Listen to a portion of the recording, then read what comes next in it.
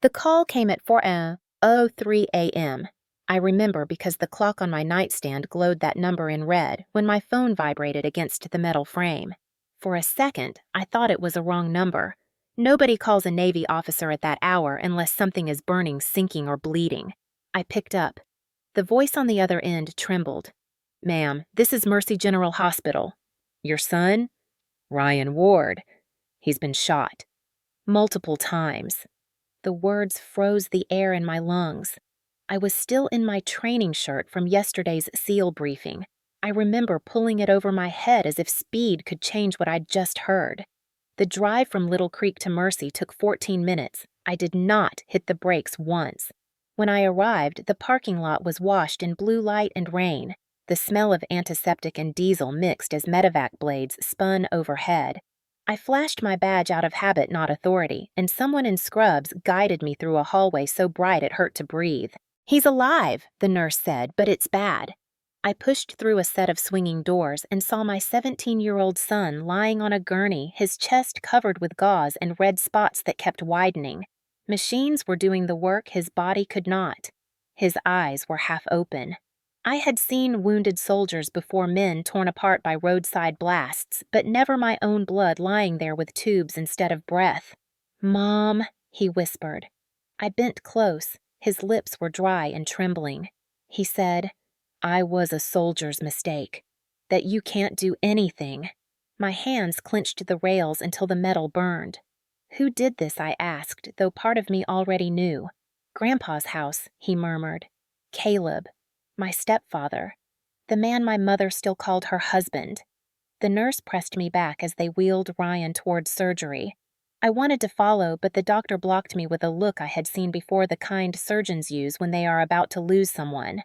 I stepped into the hallway and leaned against the wall, feeling the old training kick in. Breathe, focus, assess. But this was not a mission. This was home. The officer in me wanted evidence, motive, timeline. The mother in me only wanted to scream. I forced my voice steady when the police arrived. "Where is Caleb Frost?" The younger officer avoided my eyes. "We're investigating Commander Ward. Please let us handle it. Handle it!" That phrase sounded too much like "bury it." I had heard it before in Afghanistan when politics weighed more than truth. I stared through the glass at my son's room, the monitors pulsing like distant artillery. "You'll handle it," I said quietly. "Just like you handled the last complaint about him." The officer stiffened. "Ma'am, this is a domestic matter." "Domestic." I almost laughed. My stepfather had been a decorated police chief for 20 years. He carried his service pistol even after retirement, said he earned the right to keep it close. I told my mother it was unsafe, but she said Caleb was just protective. Protective men do not shoot boys 9 times. The surgeon came out an hour later, his gloves still stained his voice even. "He's stable for now. 1 bullet missed the artery by a fraction. You should prepare for a long recovery." I nodded, not trusting myself to speak. The clock above his head said 5:47. Morning was coming. I walked to the window. The rain had stopped, but the sky was still gray like the surface of a gun barrel. Somewhere beyond that horizon was the base where I had learned to survive underwater, in fire, in silence. All those years of training taught me how to fight enemies. None of them taught me how to stand still when the war came home. My phone buzzed again. Unknown number. I answered. A voice I hadn't heard in years spoke slow and calm. "Elise. It was an accident. Ryan attacked me. He had a knife." "Caleb." My jaw locked. "You called to justify yourself before sunrise." "You raised him wrong," he said. "You made him think rules don't matter." I didn't answer. I let the silence stretch until I heard his breathing hitch. Then I whispered, "You just declared the wrong kind of war." I hung up and looked at the reflection in the window. The woman staring back wasn't just a mother. She was a commander, and for the first time since leaving combat, I felt that familiar stillness before the storm. In the distance, the first light touched the rooftops of Virginia Beach. It looked nothing like peace. Voiceover. He didn't know who I was. Not yet. If you've ever stayed silent when someone hurt your family, tell me where you're watching from. I was in Virginia that morning. My name is Commander Elise Ward, United States Navy Intelligence Division. I have spent almost 2 decades serving my country with 2 deployments to Afghanistan and a lifetime of learning what fear does to people. In the field, fear sharpens you. At home, it corrodes you. I learned both lessons the hard way. I joined the Navy at 19, chasing freedom from a house where silence was a weapon. My mother, Margaret Frost, remarried when I was in my 20s. Her husband, Caleb Frost, was a decorated police chief in Virginia Beach, older, confident, the kind of man who believed authority was love. People called him disciplined. I called him dangerous. He had a way of filling a room with quiet control. When I first met him, he shook my hand and said, "Discipline makes families strong." I remember smiling politely even as his grip lingered longer than it should.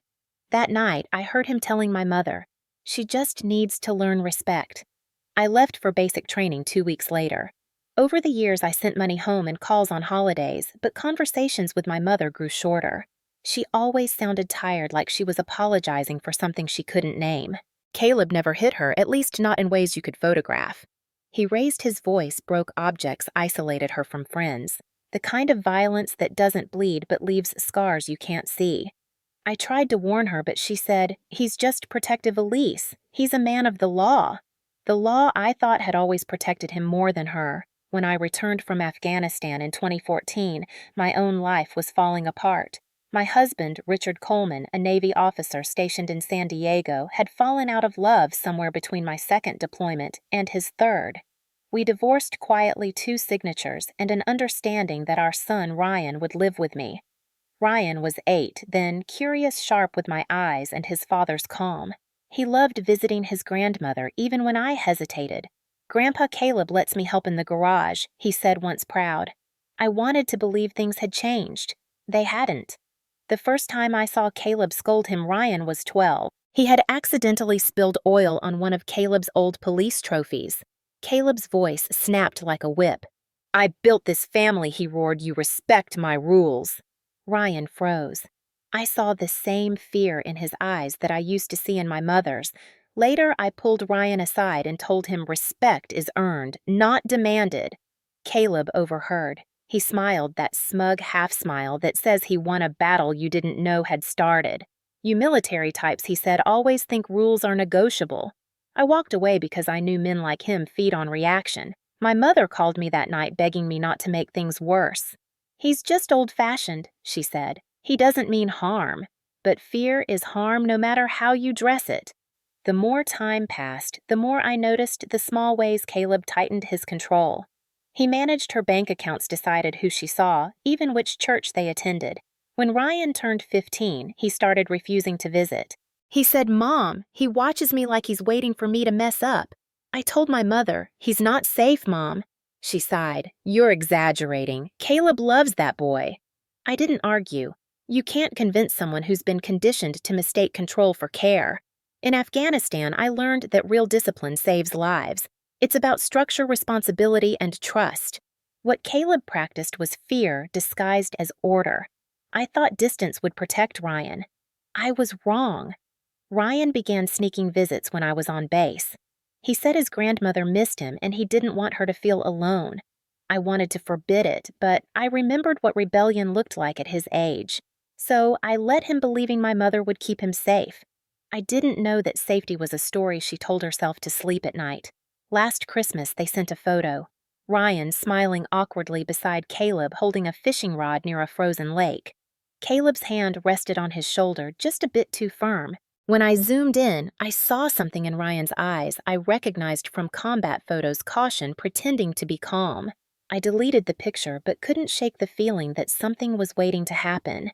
My mother called me on New Year's Day. "You should visit," she said. "Caleb wants to talk, clear the air." I told her maybe later. She said, "You two are both strong people." That's the problem. Strength was never the problem. Control was. I buried myself in work intelligence briefs, field reports, anything to stay busy. But every night when I looked at Ryan sleeping, I felt the distance between us closing in like a storm forming quietly offshore. I didn't see it then, but all the training in the world doesn't prepare you for a threat wearing family skin. Looking back, I should have known that war doesn't always announce itself with guns. Sometimes it whispers through a phone call years before the real shot is fired. That call came at 4:03 a.m. Months later, and it told me everything I refused to see. The hospital smelled like bleach and burnt coffee. Machines beeped with perfect rhythm, indifferent to the lives they were trying to hold together. Ryan was still in surgery.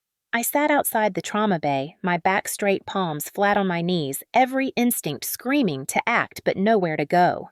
A doctor finally stepped out, surgical mask pulled down, eyes red behind his glasses. "Commander Ward," he said, reading the name on my badge like he was anchoring himself to something solid. "Your son made it through the operation. 9 entry wounds. 1 bullet grazed the heart but missed the main artery by millimeters. Whoever did this knew where to aim to hurt, not to kill." My jaw locked. 9, I asked. "Yes, ma'am. All 9mm rounds clustered center mass." He paused.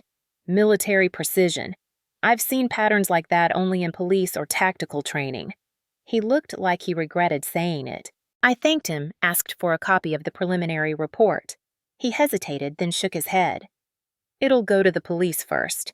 I nodded but didn't move. When he turned down the hallway, I slipped through the adjoining office. My hands knew exactly where to look, top right drawer, the standard clipboard stack for transfers. Years in intelligence teach you that truth hides in paperwork more than people. The report was stamped, "Virginia Beach PD, active investigation." I scanned it fast. 9 rounds, consistent trajectory, hollow point ammunition. Manufacturer code, Winchester Law Enforcement Series. My stomach turned cold. That ammunition wasn't sold to civilians. It was issued through police departments. My stepfather, Caleb Frost, had retired with commendations from that same department. He'd kept his service pistol, a privilege granted to senior officers. I folded the paper, slid it under my jacket, and walked back to the corridor as 2 uniformed officers appeared. "Commander Ward," one of them said, his voice carrying polite irritation. "We're handling it. We'll get your statement when the time's right." I studied his badge, Sergeant P. Harland. The name hit me with recognition. He had served under Caleb back when Frost was police chief. I remembered seeing his photo in a framed department article about the Brotherhood of the Badge. I forced a smile. "You worked with my stepfather, didn't you?" Harland's eyes narrowed. "I know him, yes."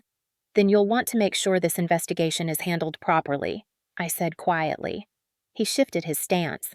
"Commander, I understand this is emotional, but please don't interfere."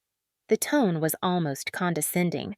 A man used to talking down to civilians. He forgot I wasn't one. I stepped closer until I could see my reflection in his sunglasses. "I'm not interfering, Sergeant. I'm observing.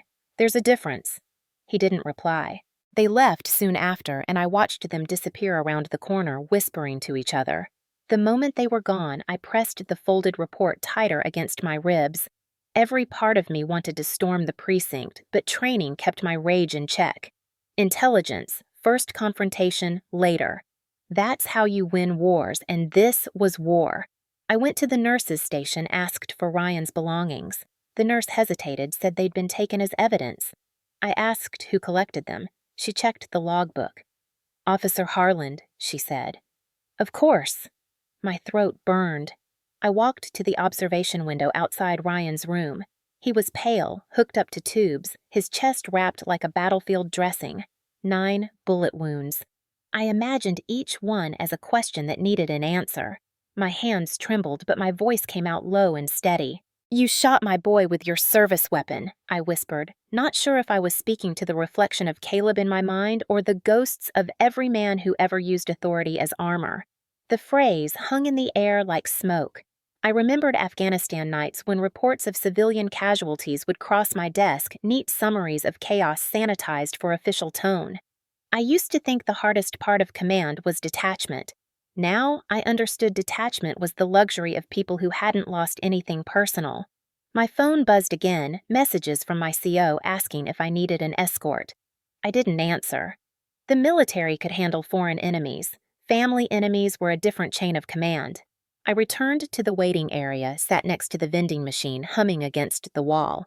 A TV above me played the morning news. The anchor was talking about city budget reforms and police pensions. My stepfather's retirement photo flashed on the screen for half a second during a segment about former officers working as private consultants.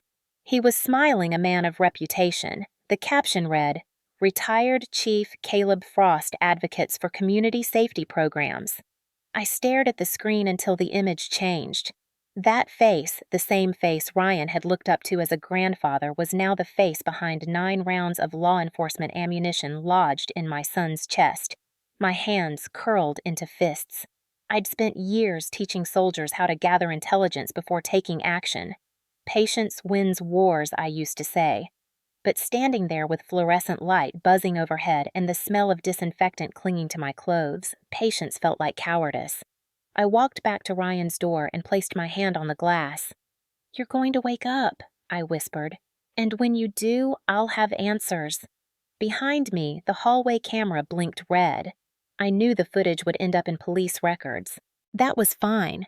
Let them record this too the moment a Navy commander decided that if the system wouldn't deliver justice, she would build one herself. I was 16 the first time I realized that the man my mother loved was a different man behind closed doors.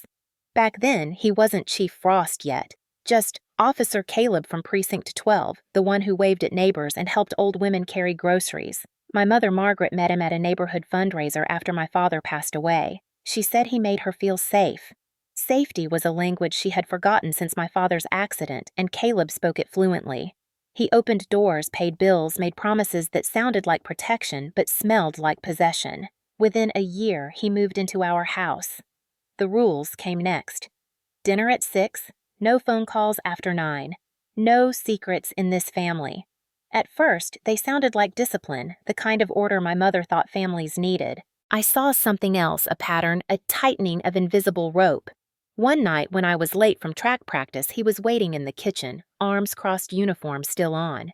"You think curfews don't apply to you?" he asked. I said practice had run long. His voice was calm, too calm. "I'm the law, even off duty," he said, and the words felt heavy like a threat, disguised as a motto. I remember his hand closing around my wrist, not hard enough to bruise, just enough to prove a point. My mother appeared in the doorway, frozen, torn between fear and denial. Caleb released me and smiled at her. "She's got your temper," he said. My mother laughed nervously, then sent me to my room. That night, I packed a small bag and almost left. I didn't because I saw her sitting on the couch, staring at nothing, whispering, "He's good for us." The next morning, she acted like nothing happened. That was how control worked in our house, not with shouting, but with silence that rewrote memory. Caleb provided everything, rent, groceries, even a new car for her. My mother stopped working. Dependence became devotion, and devotion became blindness. I learned early that love mixed with fear tastes like obedience. When I tried to talk about it at school, the counselor smiled kindly and said, "He's a police officer, honey. He protects people." Protected them from what I wondered. Over time, I stopped telling anyone. The house became a quiet theater, all performance. He would call her sweetheart at church and stupid when the door closed. He never touched her in public, only with words in private. Words that left no marks. I studied his habits like an analyst studies threats, patterns of speech escalation, triggers, ways he shifted blame. It was the beginning of my intelligence training long before the Navy gave it a name.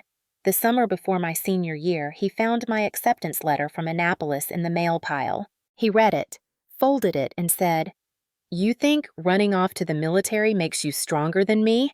I looked him in the eye and said, "No, it makes me free." His jaw tightened. Freedom's a lie people tell themselves when they can't follow rules. I didn't answer. I learned then that silence can be louder than defiance. That night, I heard my mother crying behind their bedroom door. The next morning, she hugged me too long and said, "Don't make him angry." That was her way of saying be careful without admitting we were in danger. I left 2 weeks later.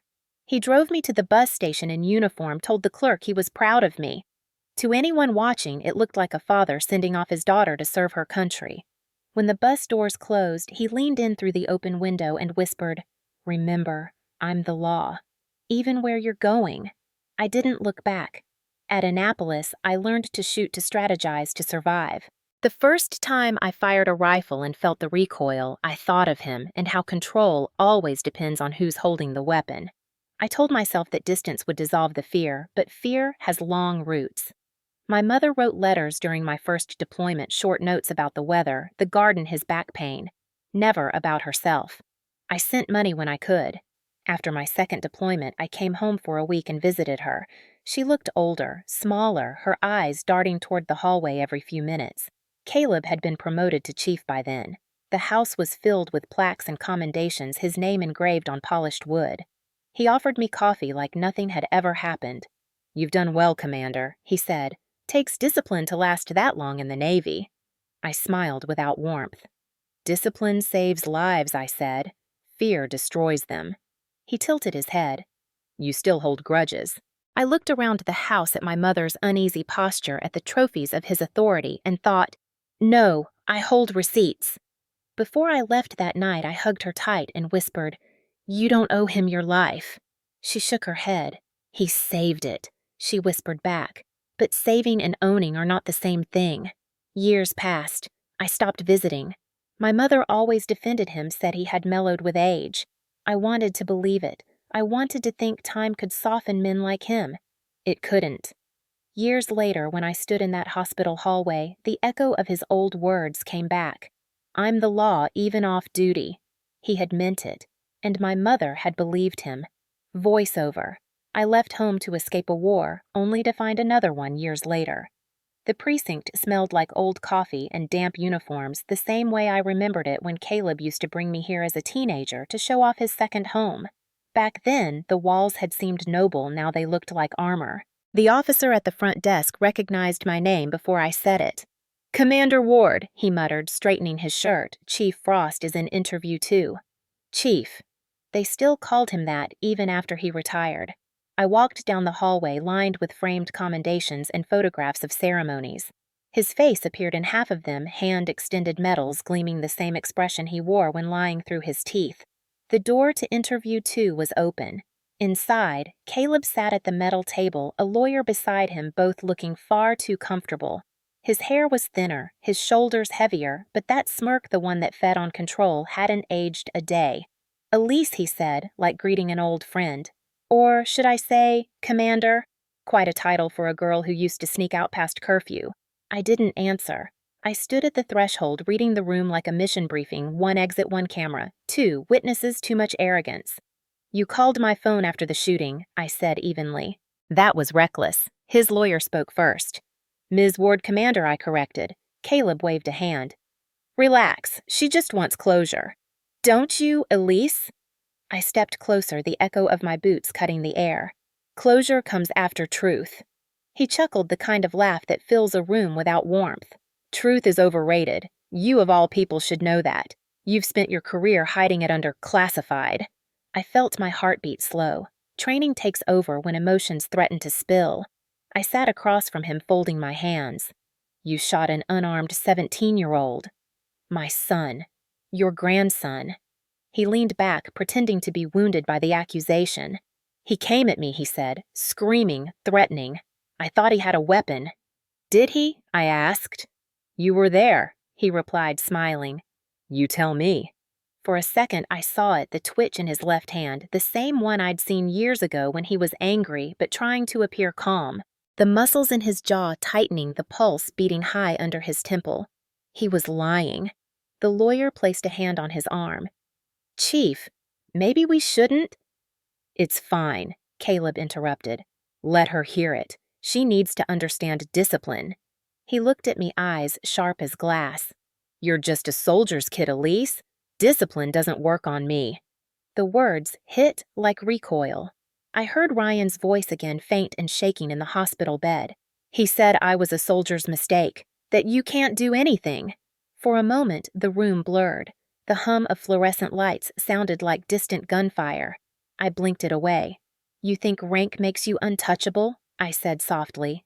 "No," he said, leaning forward. "But reputation does. You've seen the world, Elise. You know how it works. People like me don't go to prison. We get plaques, speeches, streets named after us." The lawyer shifted uncomfortably, sensing the tone change. I smiled slightly, though nothing about it felt kind. You sound proud. Of course I'm proud, he said. You wouldn't exist without men like me setting rules. Men like you, I repeated, who hide behind them when they break them. He laughed again, low and amused, like the sound of a door locking from the inside. Still the idealist. You think justice is clean. It's not. It's paperwork politics, people looking the other way. You know why the department called this an incident instead of a crime, because they remember what I built. He glanced toward the camera in the corner and then back at me. This city runs on loyalty, not law. There it was, the confession he didn't even realize he'd given. My pulse steadied. I looked down at my folded hands, imagining them on a briefing folder. Objective: gather intelligence. Outcome: confirmed corruption network. He had no idea he was the source. I stood slowly, letting the chair scrape against the floor. Enjoy your coffee, Chief, I said. You'll need it when you realize who you're talking to. His eyes narrowed. Still playing soldier? No, I said, walking toward the door. Playing strategist. The lawyer called after me, but I didn't stop. In the hallway, my legs felt heavy, but my mind was sharper than it had been in years. Every instinct told me this wasn't just personal, it was systemic. The way the officers deferred to him, the quiet cooperation, the report that vanished into ongoing investigation. He wasn't just hiding behind his badge, the whole department was his shield. I stepped outside into the Virginia sunlight. The humidity clung to my skin. Somewhere in the distance, a siren wailed, brief and meaningless. I took out my phone, scrolled through the contact list, and paused at a name I hadn't called in years, Captain William Tarrant, my commanding officer at Little Creek. He once told me, when the chain of command breaks, you become the chain. I saved the call for later. First, I looked back at the precinct. Through the glass, I could still see him laughing. That laugh would echo in my head for days, the sound of a man who thought consequences were optional. But in war, I'd learned something he hadn't. Every fortress has a blind spot. Every man who believes he's untouchable eventually reaches too far. Voice steady, I whispered to myself like a field order. Find the weakness. Expose the lie. Then I walked away from the building that had protected him for decades. If someone ever told you to stay quiet when you knew they were wrong, drop a comment below. The sun was barely up when I drove through the main gate of Naval Amphibious Base Little Creek. The guards waved me through, without question, their salutes stiff and automatic. The smell of salt water mixed with diesel fuel always felt like home, but that morning it carried a different weight. The base was waking up PT on the parade field engines from the docks, the low rumble of men who believed they could control chaos. Inside headquarters, the corridors hummed with the rhythm of routine. I'd lived most of my adult life inside that rhythm, but nothing about today was routine. Captain William Tarrant's office sat at the end of the hall, the same brass nameplate polished to a mirror shine. He had been my commanding officer for nearly 6 years, a man who never asked twice, but always listened once. When I knocked, he looked up from his desk, eyes narrowing. Ward, you look like hell. Permission to speak freely, sir, granted. My son's in the hospital, multiple gunshot wounds, 9 rounds. The shooter is my stepfather, a retired police chief, local PD's covering it up. He leaned back in his chair. Sit down before you pass out. I stayed standing. He studied me for a long moment, then said, You're not here for sympathy. No, sir. I'm here for clearance. Emergency leave. How long? As long as it takes. He rubbed his temples. Jesus, Elise. You're one of the best intelligence officers in this division. You know how this looks. Family conflict, civilian jurisdiction. You want to get involved. Sir, I don't want to. I have to. He nodded slowly, the kind of nod that meant he'd already decided. What's your plan? Find the evidence they're hiding. Bring it to the right people. He gave a quiet laugh. You mean people who aren't afraid to act? I didn't answer. He turned to the window, watching the harbor where gray ships rocked gently in their berths. You've served 2 tours in a war zone, Ward. You know how to move in shadows. But this isn't Kabul. This is Virginia. You start digging in the wrong place, you'll hit politics instead of dirt. I'll take that risk, I said. It's my family. He turned back to me. His voice softened. You're still that kid I met 15 years ago standing at parade rest with a busted wrist and a chip on your shoulder. Discipline saves lives, I said automatically. Fear doesn't. His eyes narrowed with recognition. He taught you that line, didn't he? The stepfather. No, sir, I said. He taught me the opposite. Tarrant sighed and stood walking around to the desk until he was face to face with me. You're asking me to bend the rules. No, sir. I'm asking you to trust me to do what you trained me for. He looked past me toward the hallway, then spoke quietly. Take the whole damn team with you. You're going on emergency leave. For a second, I thought I'd misheard. Sir Mason Ruiz Taylor, they're between deployments. They owe you more than a few favors. Call it a training exercise if anyone asks. You'll have eyes, ears, and backup. Just don't bring the Navy into this officially. Relief flickered through me, thin but real. Understood. And Elise? He said, his tone hardening. No uniforms, no weapons from the armory, no paperwork that ties back here. You get caught, you were never here. Copy that, Captain. He smiled faintly. You've learned to lie better than I have. I almost smiled back. Occupational hazard. I left his office feeling something I hadn't felt since the last deployment clarity.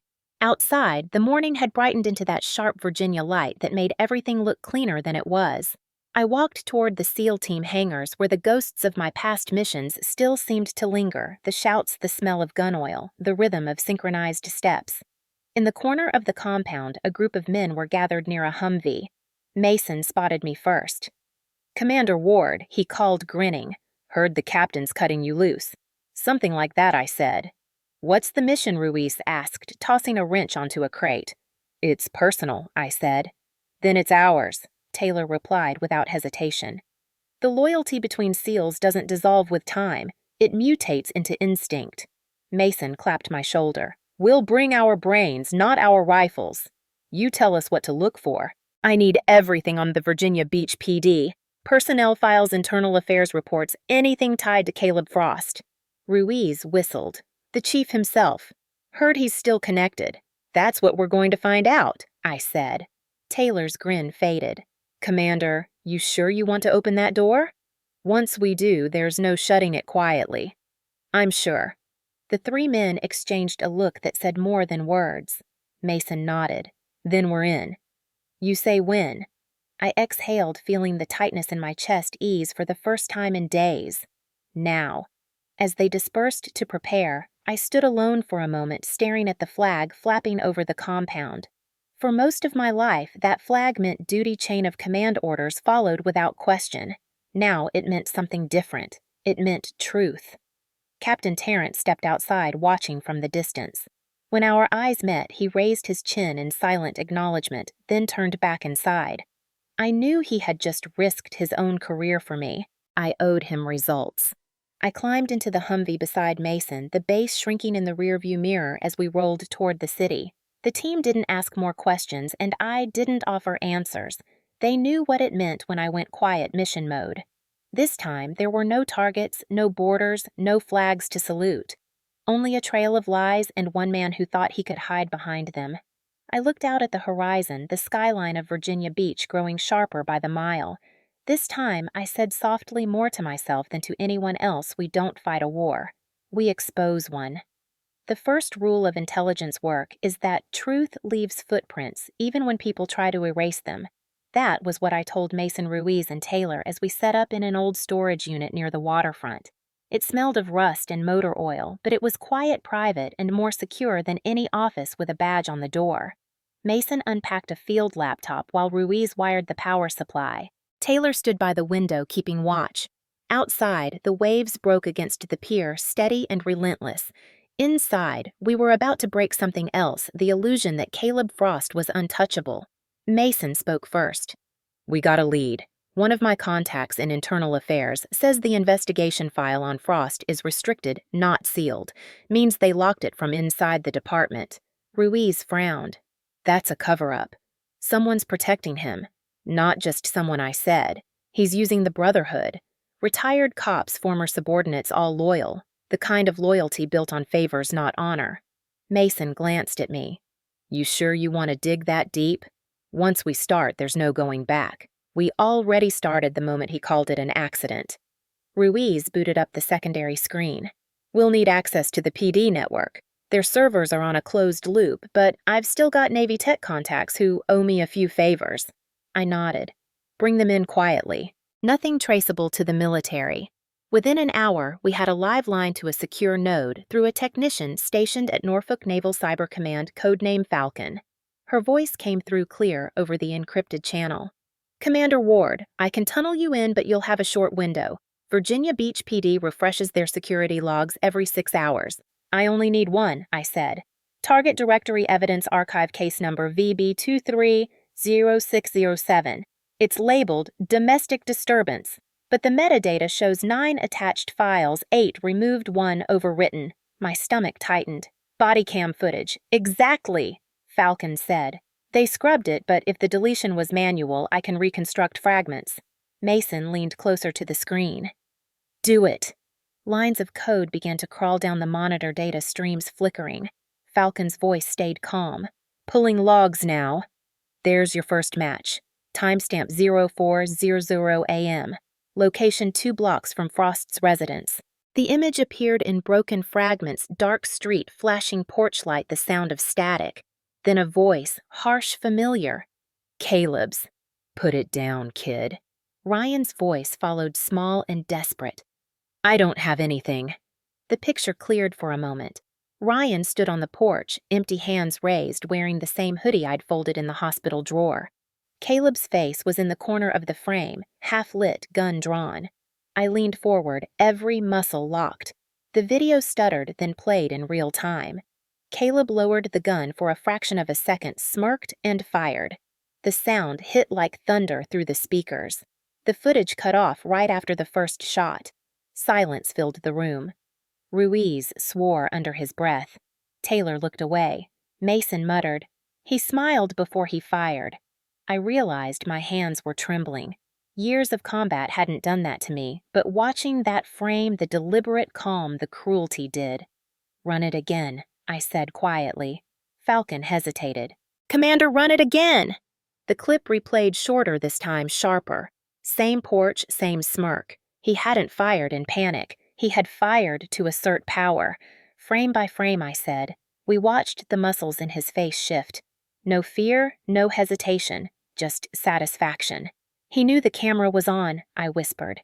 He wanted them to see. Mason typed fast. We can't let this stay buried, but if we release it now, they'll say it's doctored. We need full file logs, ballistic match, everything. Ruiz nodded, already cross-checking bullet inventory from evidence. Their report says 9 rounds discharged, serial lot 201A7. Falcon's voice returned. That's the same batch issued to Frost's precinct before his retirement. So the weapon was department property, I said. He used official ammo, and someone approved the report listing those bullets as destroyed last year, Falcon added. Means the cover-up started before the shooting. Ruiz shook his head. He planned it. The thought landed heavy. I stared at the paused image on the screen. Ryan's face blurred by motion, Caleb's clear as day. My son had been a target in a system designed to protect the shooter. Mason exhaled slowly. We're dealing with a wall, Commander. Cops protecting cops. You sure we can take it down? Not alone, I said. But walls crack from the inside. Falcon's voice softened. I'll send you the reconstructed file. Keep it off any public drives. If they trace this, I lose my clearance. You won't, I said. This stays between us. The line clicked off. We sat in silence, the hum of the laptop filling the space. Outside, the gulls screamed over the docks. Ruiz finally spoke. What's next? I looked at the image one last time, Caleb's smile frozen mid-frame. We find the rest of the footage, every second they tried to erase. And then, Mason asked. Then we show them what loyalty really looks like. As the others packed up, I stayed behind, staring at the monitor until the screen went dark. My reflection looked older, harder, the kind of face that stops waiting for justice and starts manufacturing it. I whispered the words like an oath.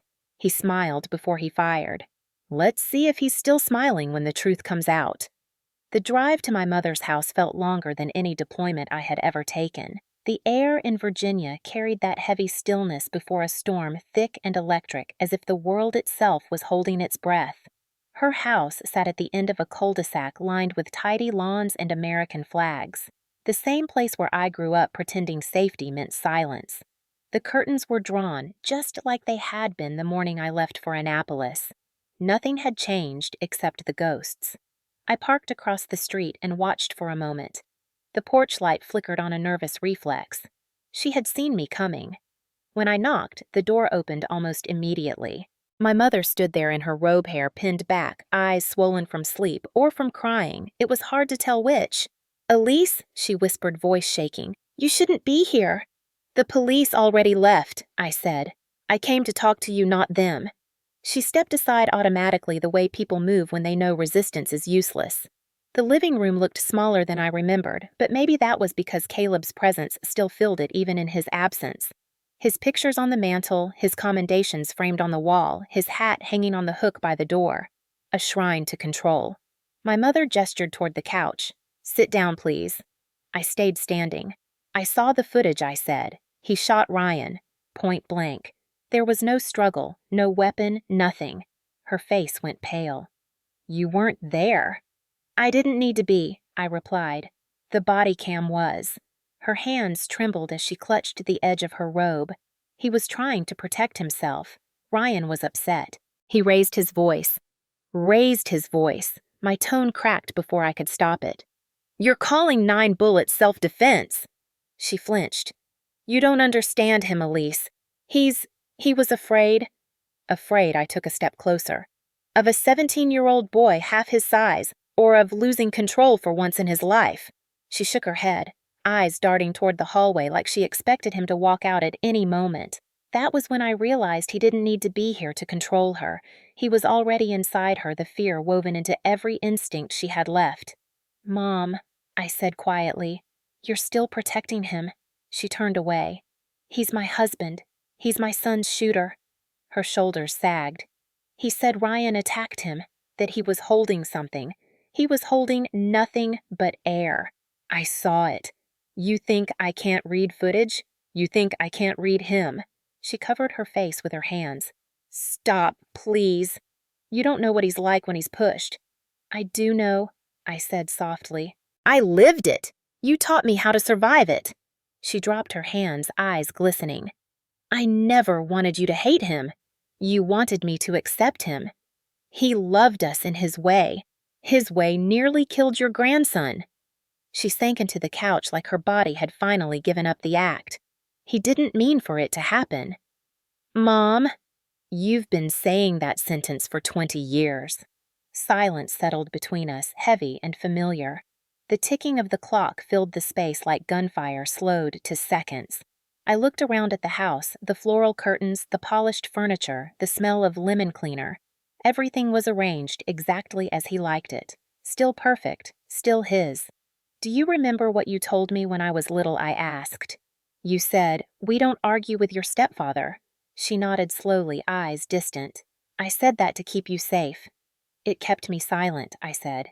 "And it's keeping you prisoner." She stared at me, tears spilling over now. "You think you're stronger because you left, because you wear that uniform.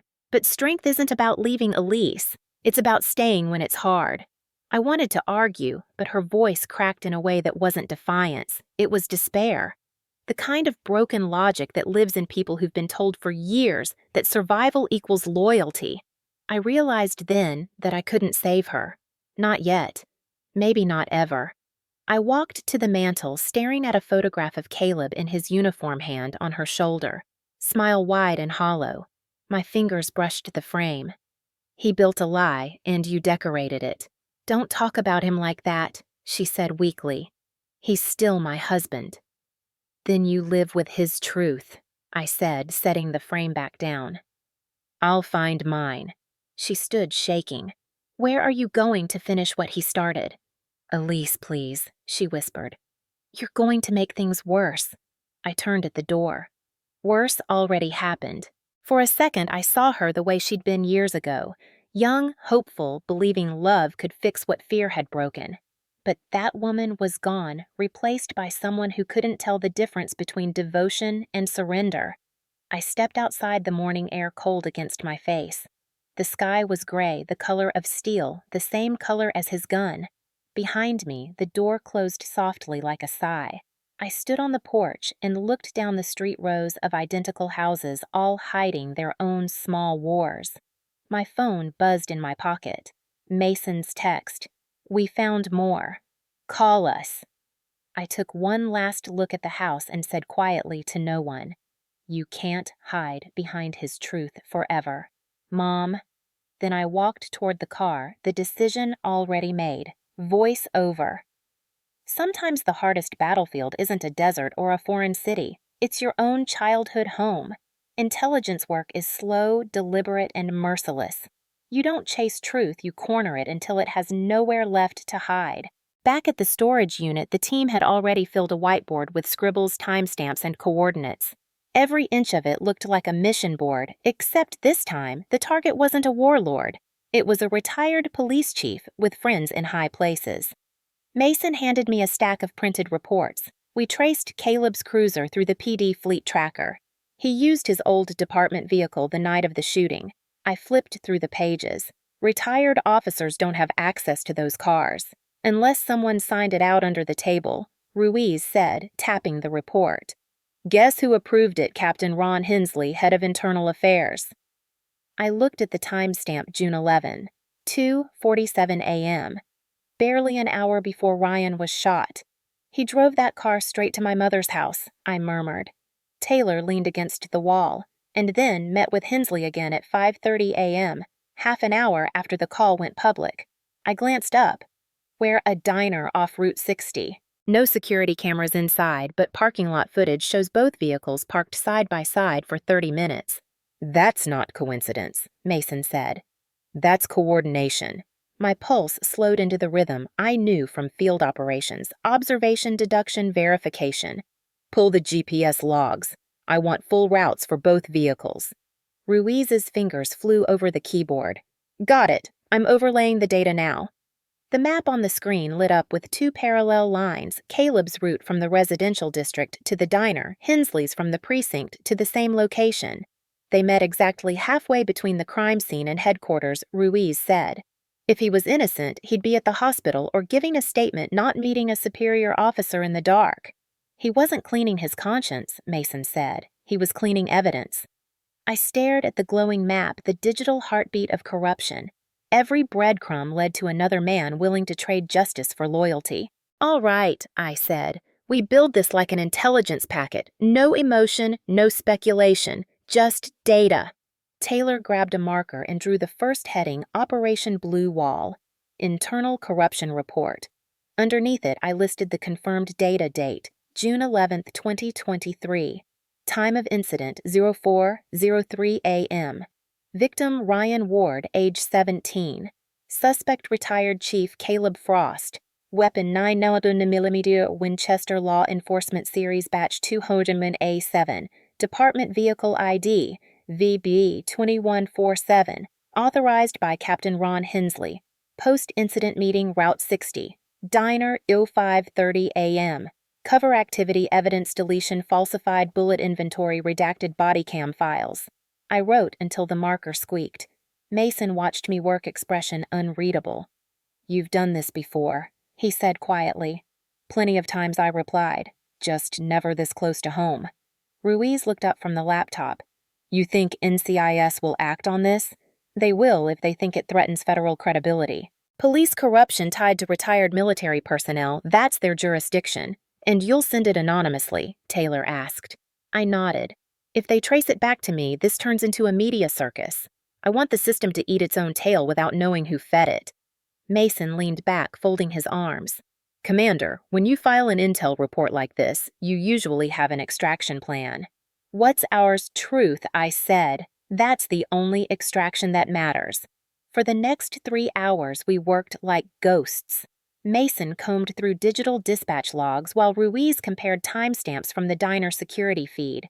Taylor coordinated with Falcon, our Navy tech contact, to verify metadata from the reconstructed body cam footage. Every thread tied back to the same knot Hensley and Caleb manipulating evidence before sunrise. When the packet was finally complete, I formatted it like a classified case file stripped of personal identifiers sealed with a hash signature used only by defense contractors. The subject line read, Potential Federal Corruption. Cross-Agency Compromise, Virginia Beach PD. I stared at the cursor blinking at the bottom of the message. My hand hovered over the keyboard. Commander Mason asked. I didn't answer right away. Sending that file meant detonating a bomb inside a network of people who believed they were above accountability. Once it was out, there would be no undoing it. I hit send. The encrypted message flashed once, then disappeared into the secure tunnel routed to NCIS Norfolk. Silence followed. Ruiz exhaled. That's it? That's the start, I said. We've just lit the fuse. I walked to the window, the late afternoon sun painting the docks in shades of gold and shadow. Seagulls circled overhead, screaming into the wind. My phone buzzed with a new message. Untraceable sender. Anonymous reply. Received. Initiating preliminary assessment. Do not engage further. I smiled faintly. They're in. Mason cracked his knuckles. So what now? Now we wait, I said. And when they start digging, the wall starts cracking. Taylor raised an eyebrow. And if the wall holds, I turned from the window, voice steady. Then we bring it down ourselves. The men exchanged a look that said they were ready even if it meant losing everything. In war, loyalty is tested by who stands beside you when the mission turns personal. As I shut down the laptop, I caught my reflection in the darkened screen, calm, deliberate, but beneath it, the old fire burning again. Voiceover. In intelligence, patterns never lie. People do. And when patterns lead home, that's when you stop being an officer and start being a mother with clearance. The night it happened, the air in Virginia Beach felt too still, like the world was holding its breath before the impact. I'd been sitting at my desk finalizing the internal corruption report for NCIS when a faint clicking noise echoed from the hallway. It was small, metallic, almost insignificant. Except my instincts didn't allow insignificant. I froze. My training split the moment into seconds. First, second, check exits. Second, verify weapons. Third, listen. The sound came again, closer this time, followed by the slow creak of a door hinge. Someone had bypassed the lock. My security feed glowed on the laptop screen, grainy infrared black and white. A shadow moved across the frame, broad-shouldered, deliberate, not afraid of being seen. He knew where the cameras were. He just didn't care. Caleb. My pulse didn't race. It narrowed. I muted every sound in the apartment and watched him move through the living room like it still belonged to him. The arrogance in every motion was almost theatrical. He glanced at the walls, the photos, the medals on my shelf, and smiled. Then he walked up to the kitchen counter and left something, a folded piece of paper. The cameras caught his profile clearly, the same calm expression I'd seen in the body cam footage. He looked right at the lens and mouthed something. I didn't need to hear it. I knew what he was saying. You can't stop me. He turned, walked out the way he came, and disappeared into the stairwell. Total time inside 1 minute 43 seconds. I replayed it twice. Every second burned into my memory. Ruiz arrived 10 minutes later, out of breath, his gun drawn but eyes sharp. You called it, he said, scanning the hallway. How the hell did he find this place? He didn't find it, I said quietly. He already knew. Mason followed, checking the perimeter, then froze when he saw the paper on the counter. I unfolded it carefully. The handwriting was neat, deliberate, just like his. You're out of your league, Commander. I didn't speak for a long moment. Mason swore under his breath. He's taunting you. No, I said. He's warning me. Taylor arrived last, carrying a duffel bag of surveillance gear. Commander, this isn't a break-in. This is psychological warfare. I nodded. He wants to prove he still controls the room, even when he's not in it. Ruiz leaned on the counter. We can call the local PD, make them log it officially. No, I said. He's got men in there. This goes federal. I uploaded the footage to a secure drive, timestamped it, and encrypted the file under the same code chain as the NCIS report. Mason watched over my shoulder. You really think the Bureau will take this seriously? They will when they see his face, I said. The upload finished. I typed out a short summary. Subject unauthorized entry. Confirmed suspect Caleb Frost. Recorded evidence attached. Request immediate escalation. Commander Elise Ward, Naval Intelligence off duty. The moment I hit send, the adrenaline finally caught up. My hands trembled slightly, the delayed reaction of someone trained to function through chaos and only feel it later. Mason placed a hand on my shoulder. He's getting desperate. Desperation is a crack, I said. He just exposed his first. Ruiz looked at the folded note again. He's not afraid of exposure. He thinks he's untouchable. Then he's underestimating the wrong person, I replied. We watched the footage together one last time. Caleb moved through my apartment with the confidence of a man who believed law and morality were optional. But I noticed something new on the third replay, a small reflective glint near his belt. Ruiz zoomed in. That's a police key fob, he said. Restricted access. Meaning he still has active clearance, Taylor added. Someone inside is feeding him intel. I exhaled slowly. Good. Now we know where the next crack is. The reply from the FBI came in less than 20 minutes, unusually fast for an agency drowning in bureaucracy. File received. Proceed with caution. Surveillance authorization pending. Field Contact Agent Marla Jensen, Norfolk Field Office. Mason whistled. That's confirmation. They're opening a joint case. Not yet, I said. They're testing if I'll blink. Ruiz smirked. You won't. No, I said quietly. But he will. I walked to the window. The street below was empty except for the soft hum of a passing car. The night air pressed cold against the glass, and for the first time in weeks, I didn't feel anger. I felt strategy. He thought this was a game of intimidation, but I'd been trained in a different kind of warfare, the kind where arrogance becomes evidence. In war, I said softly, my reflection staring back at me, arrogance gets you killed. In peace, it gets you exposed. Taylor grinned faintly behind me. That sounds like something you'd put on a briefing slide. It's not a quote, I said. It's a warning. Ruiz looked at the note one last time before sliding it into an evidence bag. You're out of your league, Commander, he read aloud. Mason looked at him. He's right about one thing. What's that? Ruiz asked. Mason smirked. She's not playing in his league. She's 3 steps above it. I didn't correct him. I didn't need to, because somewhere across town, Caleb Frost had no idea that the footage he left behind, the smirk, the words, the arrogance had already sealed his fate. I closed the laptop, locked the file, and whispered into the dark room. You broke into my home, Caleb. Now I'm breaking into your empire. The footage went live on a Tuesday morning. 6 seconds. That was all it took to turn a small-town cover-up into a national storm. 6 seconds of Caleb's smirk, the flash of the muzzle, and Ryan's body collapsing behind a veil of porch light.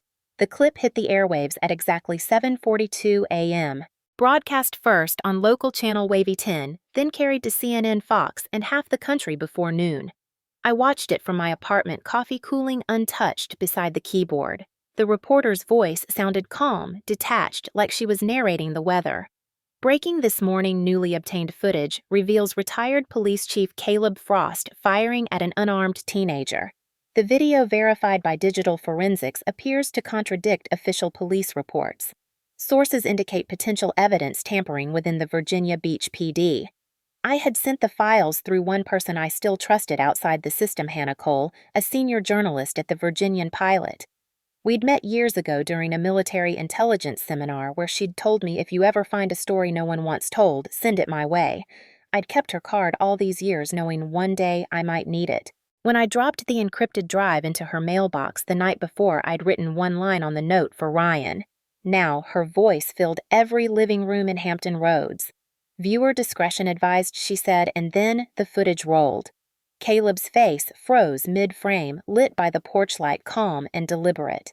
The report cut back to her. Officials have not responded to repeated requests for comment. An FBI investigation is reportedly underway. My phone started vibrating non-stop, unknown numbers, blocked IDs, old colleagues from the base texting. Is that really him? Is that your case? Holy God, Elise! I didn't reply. Across town, I imagined Caleb watching too, the arrogance draining from his face, as the same public that once cheered him now whispered his name with disgust. At 9 a.m., the first headline hit social media. Former police chief shoots commander's son body cam footage leaked. By noon, his house was surrounded by reporters flashing cameras cutting through the blinds. They called it the blue wall break. At 1 p.m., my mother called. I let it ring 4 times before I answered. Her voice trembled. Elise, what have you done? Told the truth. They're showing it everywhere. The neighbors.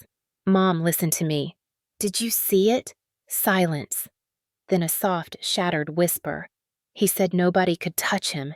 Now everyone can, I said.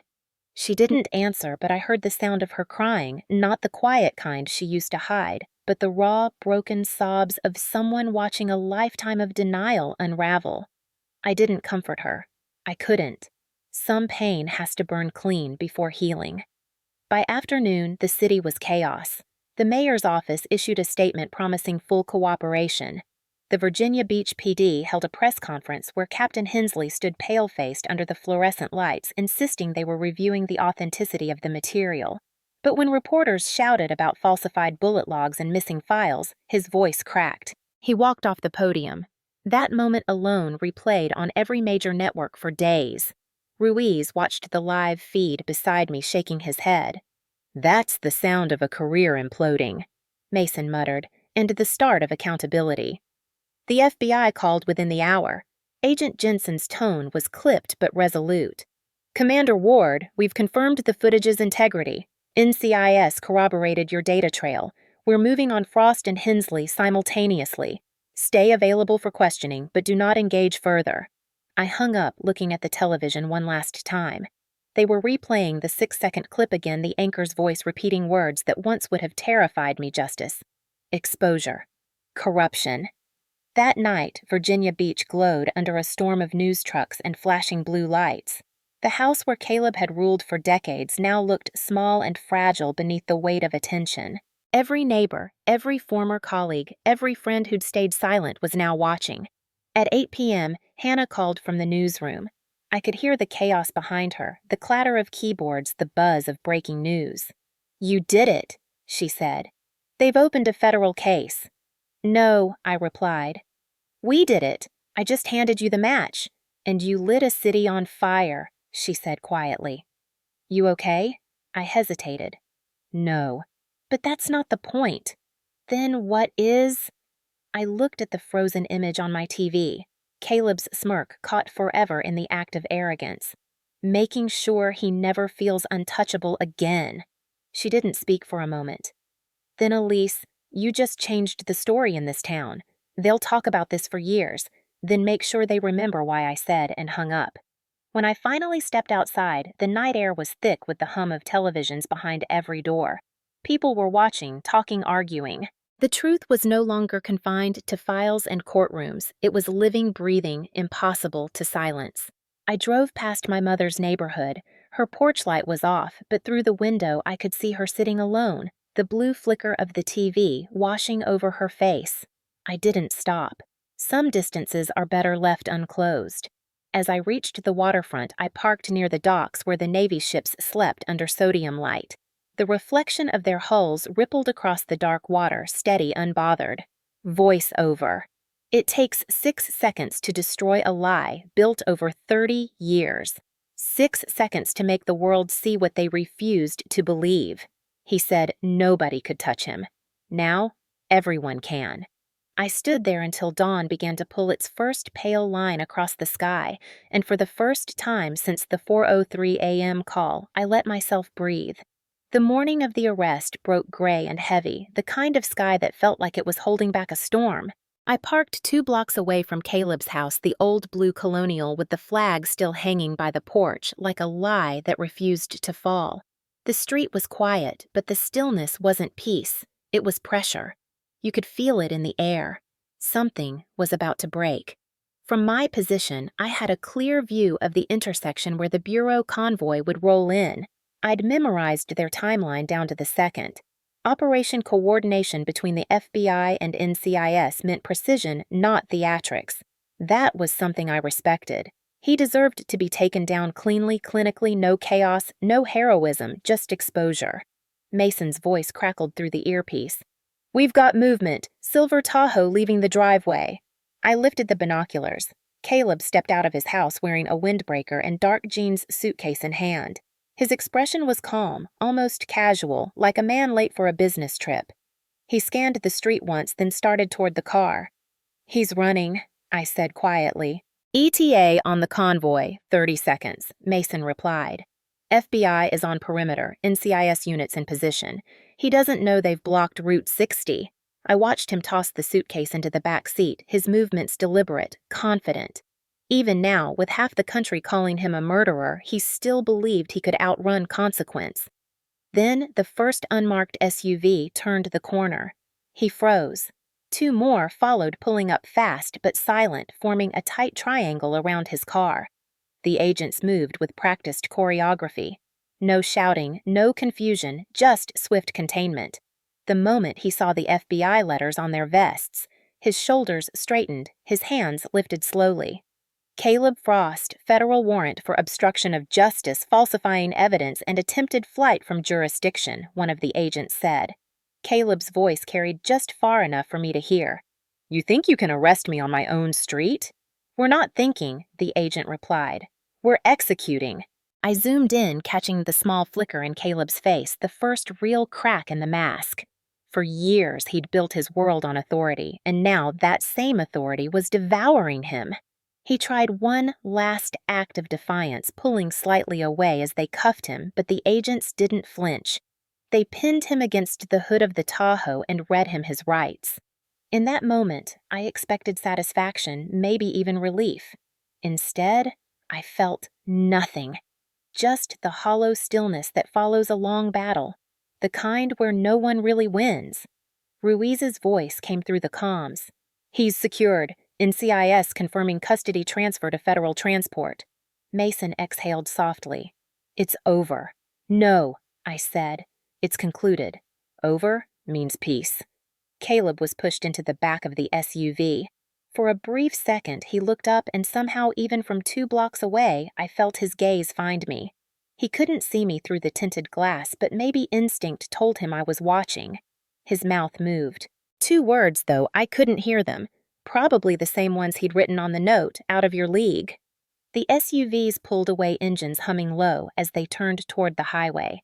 I stayed there long after they disappeared, staring at the empty street. The birds began to sing again, hesitant and out of place. Across the road, a curtain moved. My mother's silhouette appeared in the window. She was holding a blanket, maybe pretending not to look, but I knew she was watching the same thing I was. When I finally walked up to the corner, she stepped out onto the porch. Her voice was hoarse. "They took him." "Yes. We're Norfolk Federal Detention." She nodded once slowly, as if processing the geography of grief. "He told me they'd never come for him, that the badge never leaves you." "He was half right," I said. "It doesn't leave. It just changes sides." She looked at me, eyes red, face pale. "Do you feel better now?" I hesitated. "No, but I feel done." She reached out as if to touch my arm, then stopped halfway. The silence stretched between us like a wound neither of us could close. Finally, I said softly, "Justice isn't revenge, Mom. It's correction." Her lips trembled, and for a moment I thought she might say something, an apology, a thank you, anything, but she turned instead, walking back inside and closing the door behind her. I stood there a while longer, letting the cold wind cut through the quiet. My phone buzzed with a message from Agent Jensen, suspect in custody. "Evidence corroborated. Expect formal statement in 48 hours. I didn't reply. There was nothing left to say.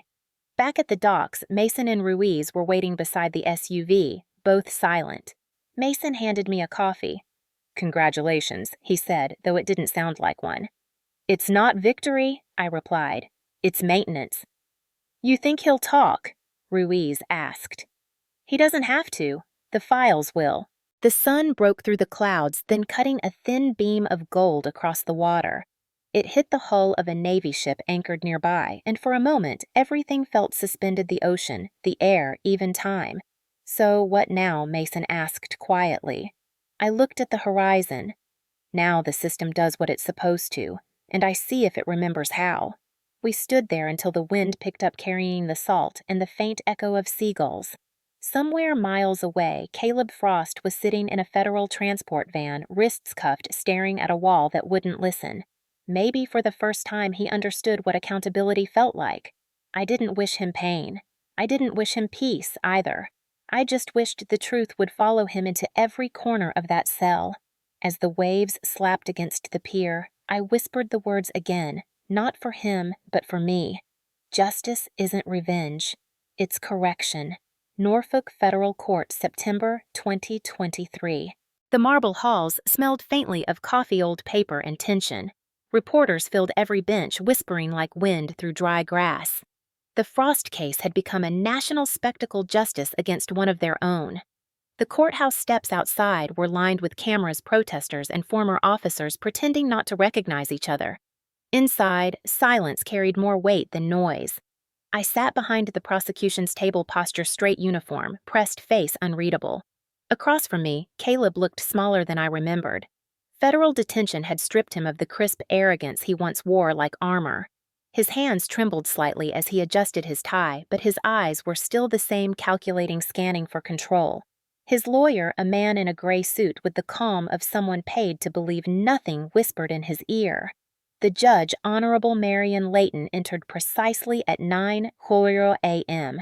She had the presence of someone who didn't tolerate theater in her courtroom. "This court will now hear United States versus Caleb Frost," she said. "Charges: attempted murder, obstruction of justice, falsification of federal evidence, and conspiracy to conceal a crime." The prosecution opened methodically.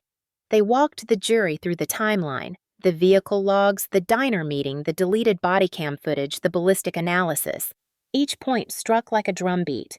Then came the moment everyone waited for: the 6-second video. The lights dimmed. The screen flickered to life. Caleb's smirk, the glint of the gun, Ryan's voice saying, "I don't have anything." The flash, the fall. The silence that followed filled the room like a living thing. When the lights came back on, half the jurors were pale. The judge's gavel struck once. Order. The defense tried to pivot. Caleb's lawyer rose, buttoning his jacket with exaggerated calm. "My client acted in self-defense," he said. He perceived an immediate threat. The alleged victim approached aggressively after making verbal threats. I watched him deliver the lie cleanly, like reading off a grocery list. He pointed toward the projection screen. "The video, though edited, lacks full context. We don't see what led up to the confrontation. Commander Ward and her associates interfered with police evidence to manufacture a narrative." The prosecutor, a composed woman named Karen Dorsey, stood. "Commander Ward is an intelligence officer, not a hacker. She followed the trail your client created. If anything was manufactured, it was his cover story." The lawyer's jaw tightened. "Then let her speak. Let's hear what a Navy officer knows about civilian law." Judge Layton turned to me. "Commander Ward, please approach." The courtroom shifted as I stood. I had walked into ambush zones with less fear than I felt in that moment. But fear didn't matter, truth did. I took the oath, right hand steady, then faced the defense attorney's smirk. "Commander," he began, "you claim to have seen the raw footage. Are you trained in forensic analysis?" "Yes," I said. "Military-grade intelligence analysis, including metadata reconstruction." "And your conclusion that the footage wasn't altered. It showed the moment of engagement exactly as recorded." "Engagement," he echoed mockingly. "You make it sound like combat." "Because it was," I said, "except only one person was armed." The courtroom stirred. He leaned forward. "You weren't there. You don't know what happened before that moment." "I know what I saw," I replied, "and I know intent when I see it. I've seen men kill in fear. I've seen them kill in chaos. This wasn't either. This was control." He smiled thinly. "You seem very sure of yourself, Commander." "I've seen war crimes," I said, voice steady. "This was worse. Because it was home." For a moment, the room went still. Even the judge looked up, her pen paused mid-air. The defense attorney blinked, searching for his next move, but the silence drowned him. The prosecutor let it linger, then said softly, "No further questions." When I returned to my seat, my mother was sitting in the gallery, hands clasped so tightly they were white. She looked at me, eyes full of something between apology and grief. I gave her a small nod. The rest of the trial unfolded like a slow exhale. Witnesses testified officers from the department, NCIS agents, digital analysts. Every piece of evidence fit perfectly into the puzzle Caleb had built to protect himself. Except now that same structure was collapsing under its own weight. By day 4, the defense had nothing left but denial. "My client made a mistake," his lawyer said in closing arguments. "But mistake is not malice." The prosecution stood. He smiled before he fired. "That's not a mistake. That's intent." The jury deliberated for only 3 hours. When they filed back in, every breath in the courtroom seemed to stop. The foreman stood. "We, the jury, find the defendant Caleb Frost guilty on all counts." Caleb didn't flinch. He didn't shout or plead. He just stared straight ahead, expression blank. But his hand twitched the same reflex I'd seen the night he broke into my home. Judge Layton adjusted her glasses. Given the severity of the crimes, the abuse of authority, and the premeditated concealment of evidence, this court sentences the defendant to 25 years in federal prison with no possibility of early release. The gavel struck once. The sound echoed through the chamber like the end of a war. The crowd erupted, journalists, scribbling cameras, flashing voices rising. But I didn't move. My pulse stayed calm. No satisfaction, no triumph. Just stillness. My mother began to cry quietly in the back row. Caleb was escorted out in handcuffs flanked by marshals. As he passed, he turned his head toward me, eyes cold and unreadable. For the first time, he didn't look like a man in control. He looked like a man stripped of identity. I watched him disappear through the door, the heavy clang of the lock sealing him out of the world he'd manipulated for so long. Mason leaned in from behind me, voice low. "That's justice." I shook my head slightly. "No, that's consequence." Outside, the press waited like vultures. The courthouse steps gleamed under the September sun. As I stepped through the doors, microphones surged forward. "Commander Ward, how do you feel about the verdict?" I paused long enough to meet the nearest camera. "Justice isn't revenge," I said. "It's correction." And then I kept walking. The weeks after the verdict felt quiet in the wrong ways. Not peaceful, just emptied. Norfolk buzzed with news trucks and speculation, but the noise never reached me anymore. It was like standing in the eye of a storm after the wind had already stripped everything bare. Caleb Frost was behind bars serving 25 years in a federal facility in Illinois. His empire, his network, his name, his legacy collapsed overnight. But justice doesn't rebuild what it destroys. It only clears the wreckage, the rebuilding that's on you. My mother lost the house first. It wasn't even really hers. The mortgage and deed were in Caleb's name. The city seized it as part of the restitution order pending investigation into asset misuse. When I visited to collect a few old photographs, the lawn was overgrown, the for sale sign already sinking in the soil. She stood on the porch steps, clutching a cardboard box of family albums and framed certificates. Her hands shook, but her voice didn't. "They said I could stay with the church group," she murmured. "They have a place for widows." I wanted to tell her she wasn't a widow, that he was still alive somewhere behind steel and concrete, but maybe in her mind, he was gone in the only way that mattered.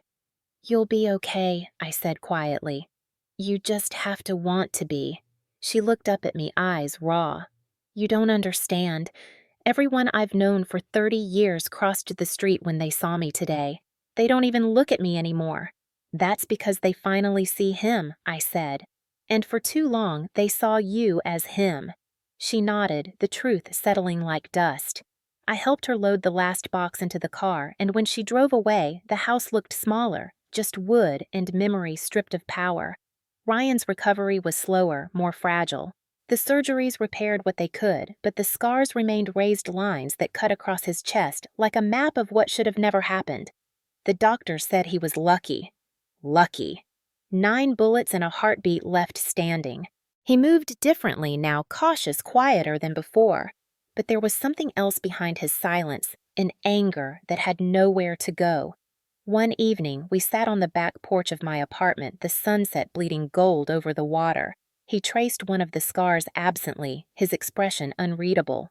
"It still burns sometimes," he said. "That's healing," I told him. "It doesn't feel like it."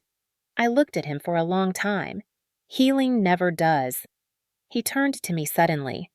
"You don't hate him?" "No," I said. "I don't have room for that." "I do," he muttered. "Then carry it carefully," I warned. "Hate's heavy. It makes you think you're strong while it's breaking you down." He looked back toward the horizon. "You sound like you're reading from a manual." I smiled faintly. "Maybe I am." We sat in silence for a while, the waves whispering against the docks.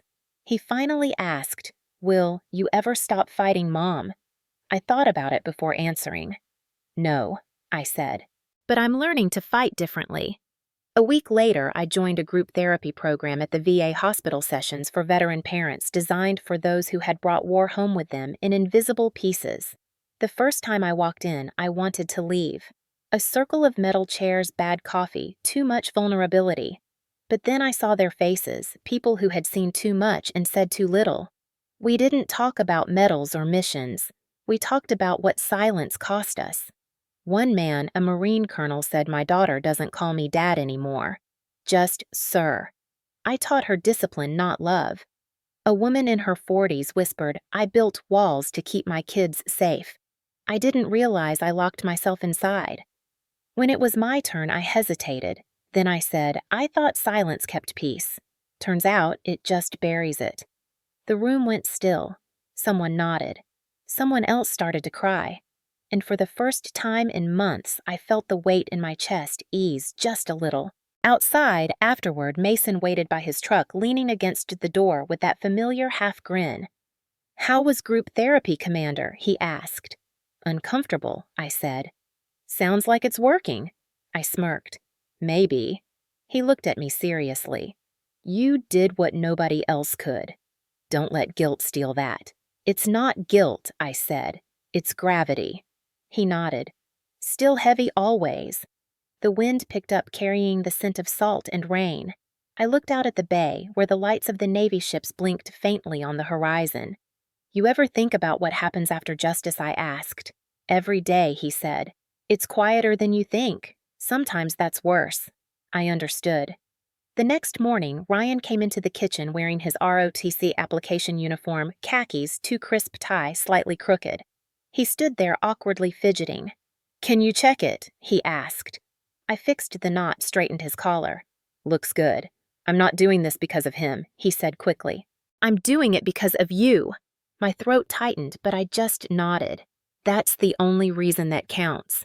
After he left, I sat at the table staring at the empty chair across from me. The coffee went cold, but I didn't move. Some mornings, stillness was the only way to remember you'd survived.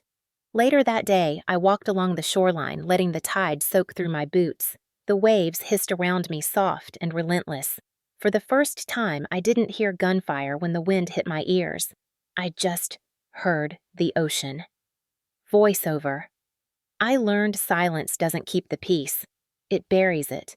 And if you dig deep enough beneath the fear, beneath the shame, you find the sound of your own voice again. I looked out toward the horizon where the sea met the sky and whispered to the wind. And this time, I'm not staying quiet. 5 months passed. Winter crept into Virginia with that cold, clean kind of silence that makes everything sound farther away. By then, the news cycle had moved on the headlines, buried under new scandals, new tragedies. The Frost case was just another archived story in the nation's memory, but its echoes still lived in ours. Ryan was thriving in his ROTC program, stronger, more grounded, though the scars on his chest still reddened when the temperature dropped. I spent my mornings at the VA center helping other veteran parents rebuild the parts of themselves they'd forgotten were human. Routine was survival. Until the knock on my door.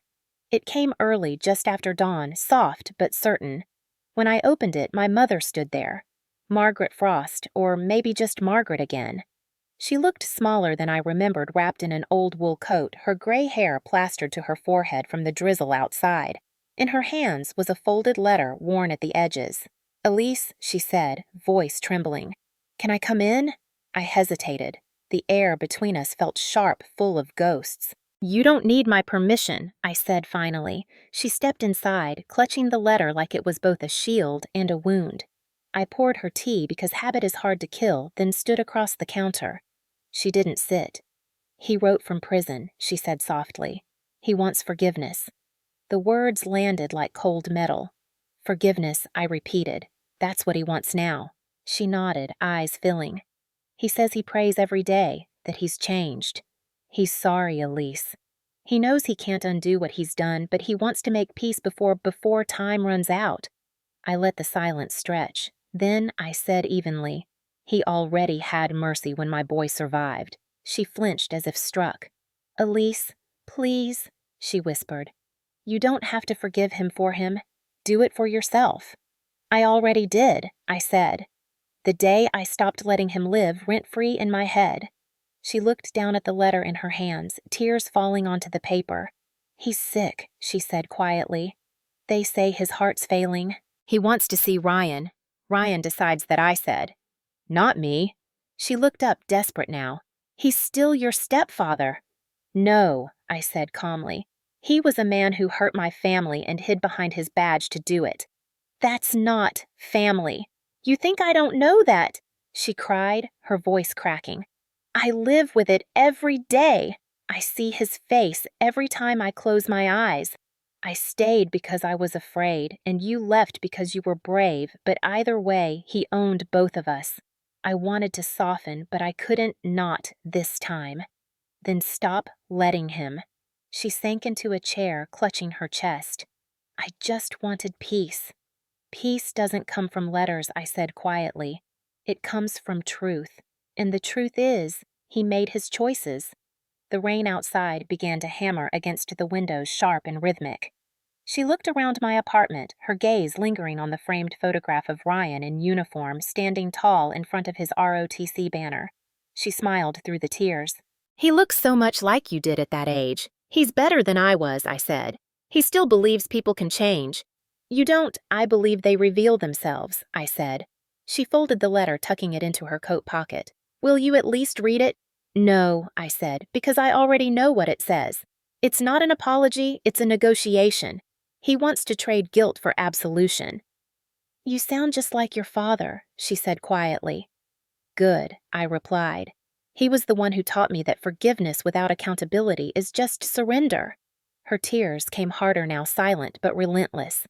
She stood straightening her coat hands, trembling as she reached for the doorknob. I don't know how to live with this, she whispered. Then, start by living without him, I said. She hesitated, then looked at me one last time. You're colder than I remember. No, I said softly. Just done pretending warmth fixes frostbite. She opened the door. The rain had turned heavier, slanting sideways across the street. She stepped out into it, clutching the letter close to her chest as if it could still protect her. I didn't follow. From the doorway, I watched her walk down the steps, her figure blurring through the storm. When she reached the end of the block, she turned once, but I stayed still. For years, she'd been the one frozen by fear. Now it was me standing still by choice, not out of paralysis, but clarity. The door closed with a soft click, and for a moment, the only sound was the rain. I walked to the window and watched the streetlights shimmer against the puddles. Ryan's voice echoed in my head, something he'd said weeks ago. You can't fix people who built their homes out of lies, Mom. All you can do is stop visiting. He was right. I leaned against the glass, the cold seeping into my skin. Somewhere out there in a federal infirmary cell, Caleb was still trying to rewrite his ending. But stories like his didn't need epilogues, they needed silence. Voiceover. There's a kind of strength in refusing the final chapter. Someone else writes for you. Forgiveness isn't owed, closure isn't shared, and mercy isn't infinite. He already had his, the moment my boy took another breath. Outside, the storm kept falling, washing the streets clean, and for the first time in a long time, I didn't flinch at the thunder. I just stood there, steady still and no longer afraid. Federal Correctional Institution, Marion, Illinois. The visitor's room smelled of bleach paper and endings. It had the kind of silence that wasn't peace but exhaustion, the sound of people who had run out of lies to tell. I had flown in that morning, a single-day clearance arranged quietly through Agent Jensen. I told no one, not even Ryan. Some things you do not for closure, but for confirmation. The guard at the checkpoint recognized my name, his expression shifting slightly. "Commander Ward," he said, scanning my ID. "He's expecting you." Expecting. The arrogance lingered even here. The corridor to the visitor room stretched long and sterile walls painted a tired shade of beige. I could hear the faint buzz of fluorescent lights overhead, the echo of footsteps mine and another woman's, both sounding heavier than they should. When the door opened, he was already sitting there. Caleb Frost, age 59, inmate number 548-02. He looked smaller than I remembered, his shoulders slumped beneath the loose khaki uniform. His hair had gone gray, thinner, his face drawn and pale. But his eyes, they hadn't changed. Still searching, still calculating. The predator instinct never leaves. It just grows slower. "Elise?" He said, his voice rough like gravel. "You came." I sat across from him without answering. The chair was cold metal, the table bolted to the floor. Between us, a pane of glass would have been merciful. But this was direct contact, no barriers, just distance earned by time and truth. "You're still a soldier even here?" he said, trying for that familiar smirk, but it faltered halfway. I watched him for a moment before replying. "No," I said quietly. "I'm a mother. You taught me the difference." He leaned back, his breath catching slightly. "You always were sharp with words, and you were always careless with them." He smiled faintly, but there was no pride behind it. "Just fatigue." "You think this place breaks me?" he asked. "It doesn't. I've seen worse." "You've seen worse. You don't get to compare this to service," I said. "You didn't fight for your country. You fought to keep control." His fingers twitched against the table. "You don't know what control costs." "I know what fear costs," I replied, "and you traded in it like currency." He exhaled a weak sound somewhere between laughter and surrender. "You sound like your father." "No," I said. "I sound like someone who stopped mistaking silence for peace." He stared at me, then eyes narrowing, the old intensity flickering to life for one brief second. "You came all this way just to say that?" "No," I said. "I came to see if there was anything left of the man my mother once thought she loved." "And what do you see?" he asked, voice low. "A man who thought authority was immunity," I said. "A man who learned too late that laws don't bend forever." He looked down at his hands. They were shaking slightly. "You think I'm evil?" "No," I said. "I think you're empty." He blinked at that, the word landing harder than I expected. For the first time, he didn't look at me, he looked at the floor. "Then you won," he said softly. It wasn't a challenge, not even a concession, just a realization. I let the silence sit. The clock on the far wall ticked loud and steady, counting down the minutes of a life already spent. I studied his face, the creases, the hollow cheeks, the faint scar near his jawline I'd seen 100 times before when he used to shave in the mirror while lecturing about discipline. That man was gone. This one was just a shadow hollowed out by time and consequence. He cleared his throat. "I read about Ryan. ROTC, right? Good for him." "He doesn't talk about you," I said, "ever." He nodded slowly, the faintest trace of shame crossing his face. "He shouldn't. He won't visit," I added. "I told my mother that too." "She came," he said quietly. "Once. Didn't say much. Left the same way she lived with her head down. She's learning to raise it," I said. "It just took losing you to do it." He gave a dry laugh that turned into a cough. "You always find the silver lining." "No," I said, standing. "I just stopped letting the darkness win." He looked up sharply. "So that's it. You came to gloat?" I shook my head. "I came to see if you could still look me in the eye." "You can't." He clenched his jaw. "You think I don't pay for what I did? Every day in here is payment." "Payment isn't redemption," I said. "It's a receipt." His gaze faltered. The strength left his shoulders, his posture sinking like a collapsing wall. For a fleeting second, he looked lost, not dangerous, not defiant, just human. And that somehow was worse. I turned toward the door. Behind me, I heard him say quietly, You know, I used to think I could break anyone. I stopped but didn't turn. You didn't break me, I said. You built me. You just didn't like what I became. He didn't answer. The guard appeared by the door, motioning that time was up. I walked out without looking back. As the heavy metal door shut behind me, the sound reverberated through the hall like final punctuation. Outside, the sky had shifted to a pale, cold blue. I stood in the parking lot for a long moment, the winter wind cutting through my coat. I thought about the young version of myself who used to flinch at his voice, who used to shrink at the sound of his footsteps. She was gone now, buried somewhere under the layers of steel I'd forged since. I didn't feel triumph or even relief, just closure, the kind that doesn't need forgiveness to exist. Voiceover. He said I was still a soldier, but he was wrong. Soldiers fight wars. Mothers end them. I turned toward the horizon, the prison walls behind me fading into gray. I never went back. Spring came early that year. The Virginia coast began to thaw the air soft again after months of gray, as if the world had finally decided to forgive itself. Ryan had just finished his final round of physical therapy at Centera Hospital, 12 weeks of grit, sweat, and stubborn silence. When the doctor handed him the clearance papers, he only said, "You're good to go, son." And Ryan smiled for the first time in a long while. The kind of smile that doesn't come from relief, but from reclaiming something you thought you'd lost.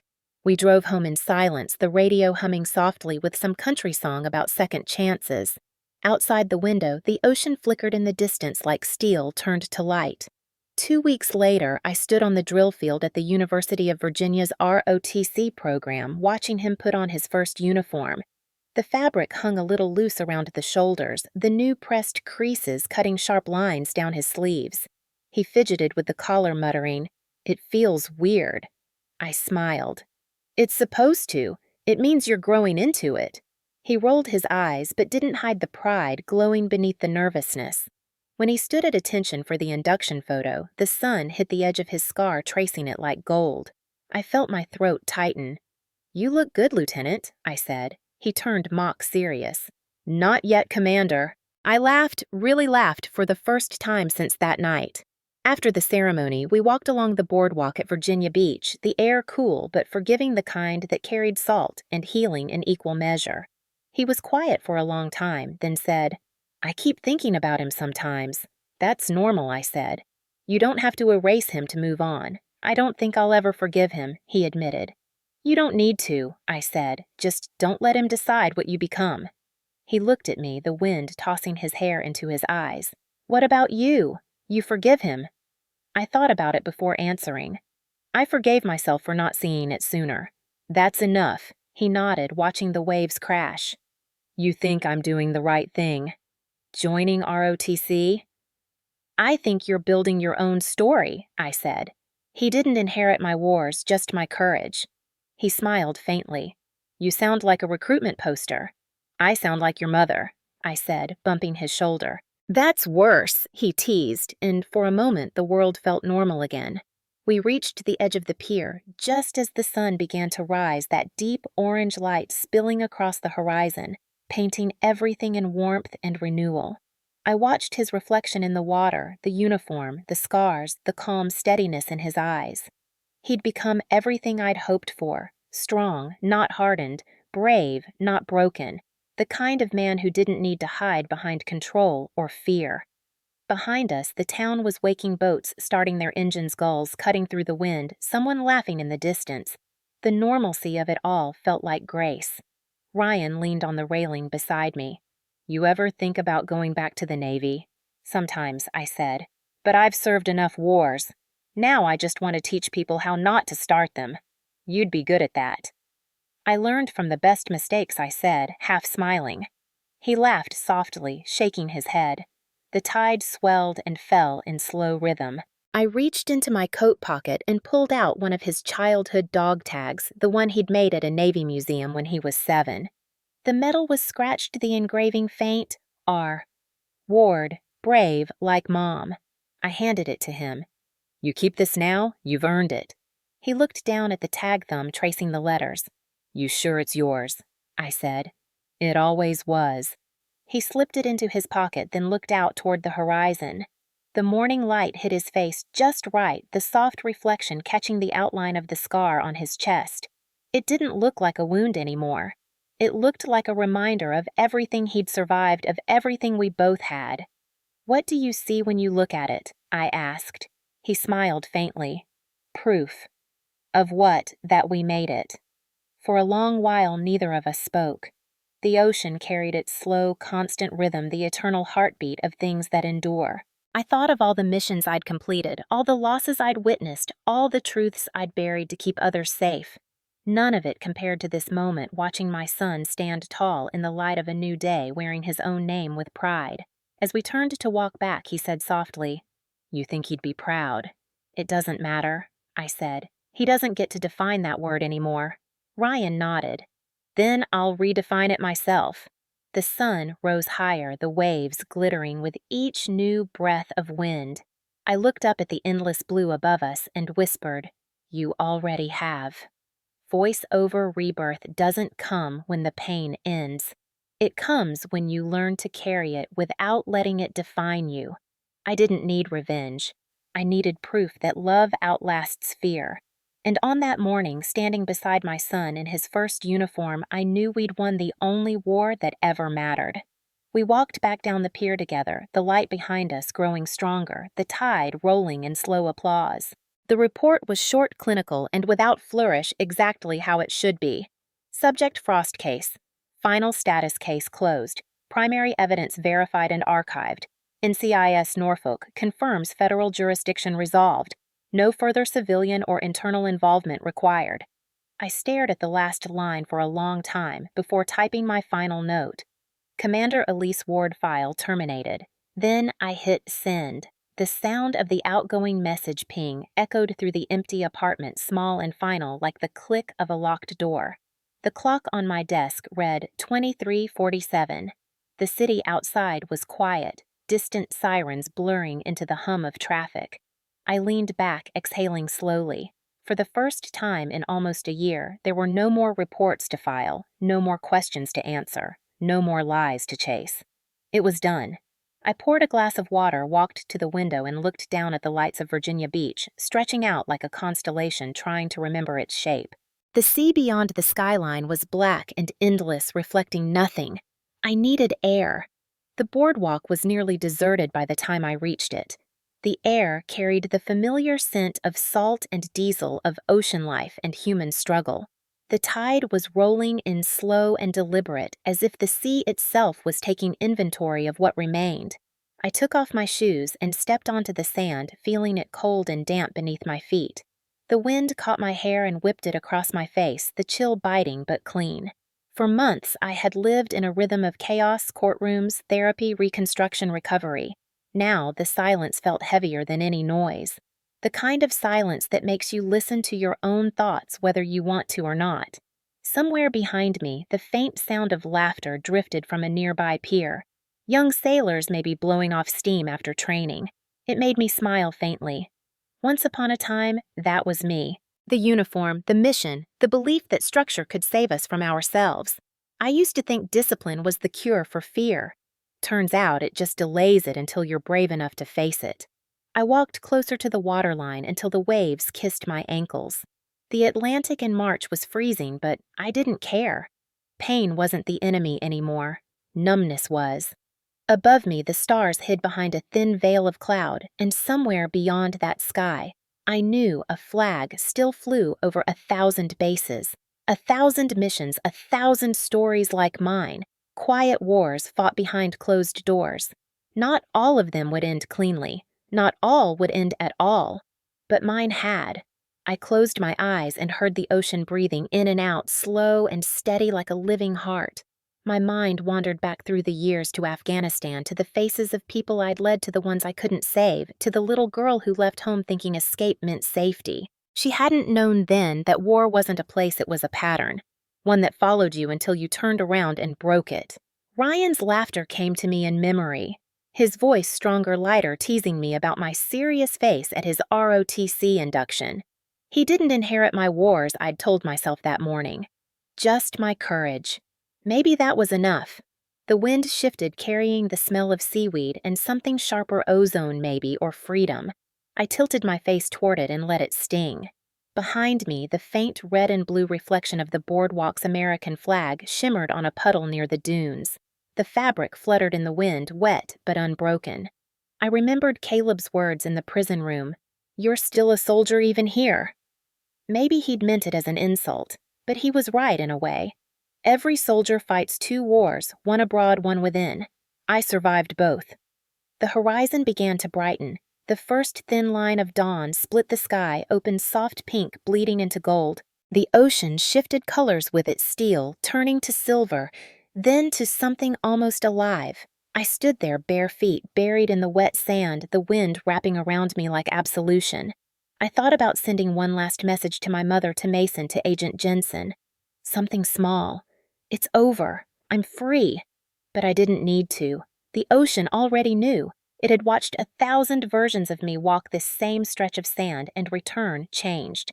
I turned my face to the horizon. The sun crested and the flag above the boardwalk caught full light, snapping against the wind. Red, white, blue, and gold, all the colors of things worth keeping. Voice over. Every soldier fights two wars, one abroad, one within. I survived both. The first taught me courage. The second taught me peace. The camera would pull back here if life were a film, me standing on the edge of the continent, the tide crawling over my footprints, the wind carrying salt and promise. The frame would widen to catch the flag waving against the new sun, the sky warming to morning. Fade out on that image, one woman, one sea, one nation, learning that sometimes victory doesn't come from fighting harder, it comes from finally being still.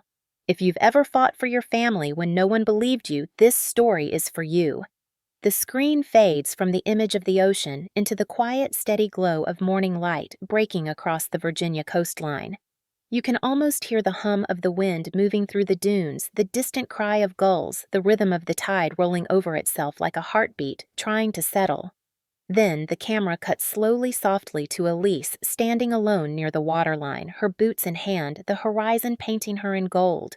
Her hair moves with the breeze, and for once there's no tension in her shoulders, no mission in her posture.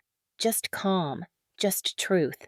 "If you've ever had to stand against your own family to protect what's right," her voice continues, "you know what it costs. The sleepless nights, the questions that never stop coming, the silence that follows you like a shadow." The scene intercuts with brief flashes, Ryan standing in uniform on the ROTC field. Margaret sitting quietly in a sunlit room with a cup of tea and an untouched letter on her lap. Mason and Ruiz looking out at the docks with folded arms. They're fragments of a story that's already been told, but in this reflection, they feel like echoes of something larger, like pieces of a nation, learning painfully how to tell the truth about itself. Elise keeps speaking, voice steady, but softer now. "There's something people don't tell you about justice. It doesn't feel like victory. It feels like loss dressed up as peace. Because when the truth finally comes out, you realize it doesn't give you back what you lost, it only stops the bleeding." Her eyes close for a second and the sound of the waves fills the space. But maybe that's enough. She kneels, picks up a handful of wet sand and lets it fall through her fingers. The grains stick to her skin, clinging before they drop away. "This story isn't about revenge," she says. "It's about rebuilding what fear tried to destroy. It's about remembering that love doesn't have to mean loyalty to pain." Cut to Ryan jogging down the pier in his new uniform, his pace strong and even. He passes by a group of recruits stretching before morning drills. They wave, call his name, laugh. The world keeps turning. Life as it does moves forward. Elisa's voice overlays the moment. "There are people who will never understand why I did what I did. They'll say I should have kept it in the family, that I should have let time heal it. But time doesn't heal lies. Truth does. And truth is never quiet." As the music swells, a low, cinematic hum building beneath the wind, the shot returns to Elise. She's standing now at the edge of the surf, looking out at the endless horizon. Her voice, now direct, speaks not just to the camera, but to the viewer. What would you do if justice meant exposing your own blood? Would you walk into the fire for someone you love, knowing it might burn everything else down? The question hangs in the air, raw and uncomfortably human. The camera lingers on her face, no tears, no anger, just that look of quiet reckoning, the kind of look that only comes from surviving something that could have broken you completely. I didn't fight this war for medals, she says. I fought it for my son, for every parent who's been told to stay quiet, for every survivor who's been told it's not that bad, for every soldier who came home from one war only to find another waiting at their front door. Cut to an interior Elise's desk at night. The glow of her computer monitor illuminates the final NCIS report stamped "Case Closed." On the edge of the desk, a small photo of her and Ryan, both smiling at the beach, is framed beside an old Navy medal. She closes the laptop, switches off the light, and the screen fades to black for a moment before reopening to a shot of the Virginia Beach flagpole at dawn. The flag is still almost reverent, then catches the wind. Her voice returns softer now, but filled with conviction. They said justice would make it better. They were wrong. It made it real. And sometimes real is all we get. Then she turns toward the camera, a faint smile curving at the corner of her mouth. But if you've ever stood your ground when the world told you to bow, if you've ever been called difficult, defiant, disobedient for doing what was right, then you already know something. Most people never learn. Peace isn't given. It's claimed. The shot transitions again, this time to the boardwalk filled with people starting their day. A jogger, a fisherman, a young couple walking their dog. Life continues, the background humming with ordinary beauty. That's why I tell this story, she says. Not to remind you of pain, but to remind you what surviving it looks like. Her gaze hardens slightly, eyes sharp beneath the sunrise glow. If you're watching this, maybe you've got your own frost. Maybe it's not a man or a family, it could be fear or silence or something you thought you could never confront.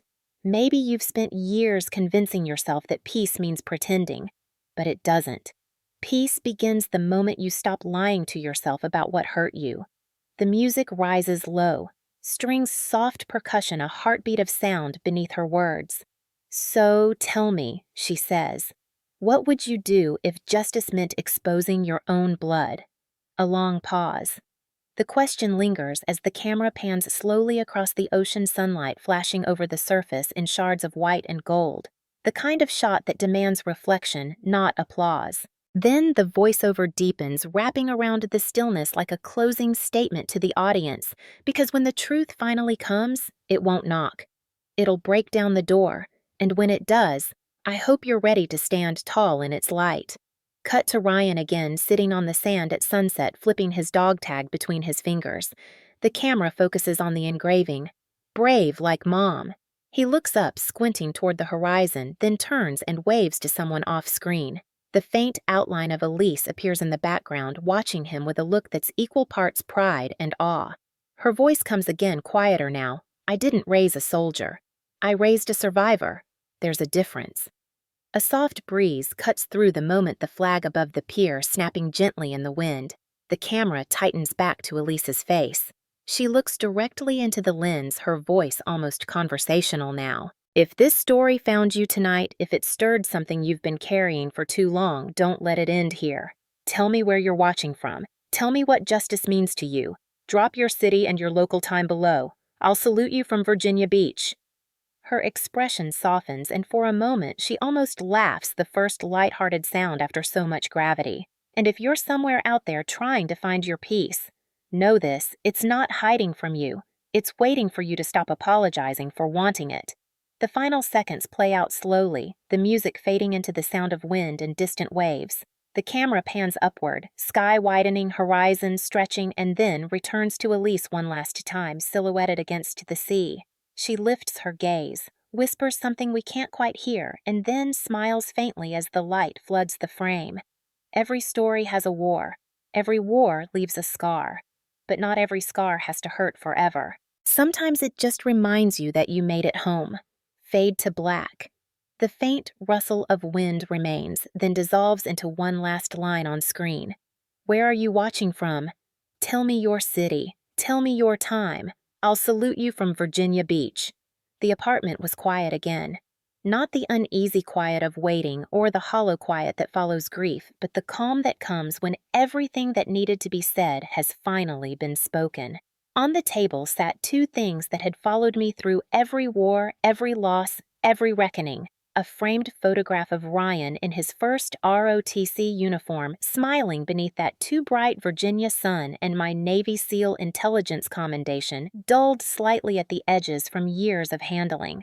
Both gleamed faintly in the morning light, silver and gold, catching the soft blue wash of dawn through the window.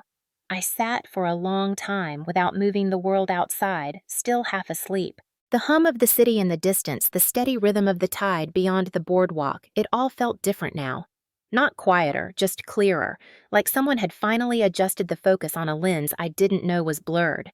I reached out and ran my fingers over the metal's surface.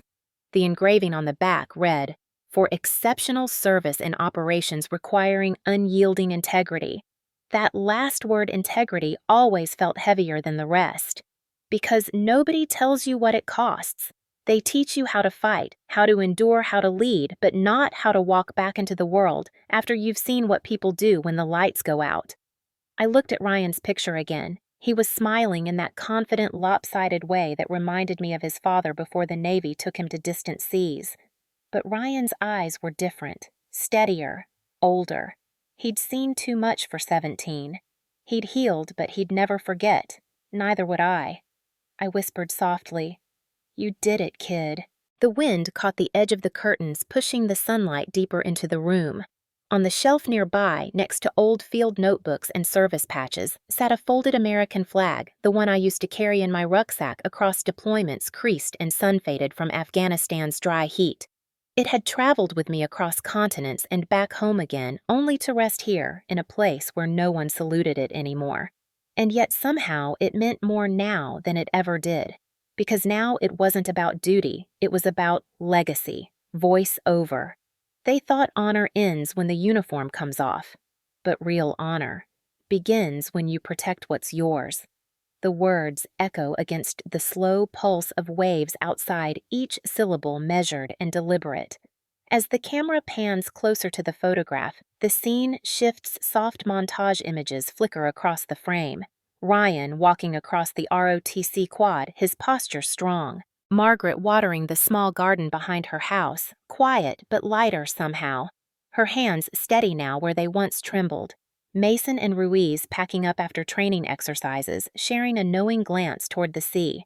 Ordinary moments stitched together by the quiet endurance of people who have survived. Elise's voice continues steady but warmer now. For years, I thought honor was something you earned on the battlefield, that it came from medals and missions and discipline carved into the skin. But I was wrong. Honor begins the day you stop running from the truth and choose to protect what's right, even when it costs you everything.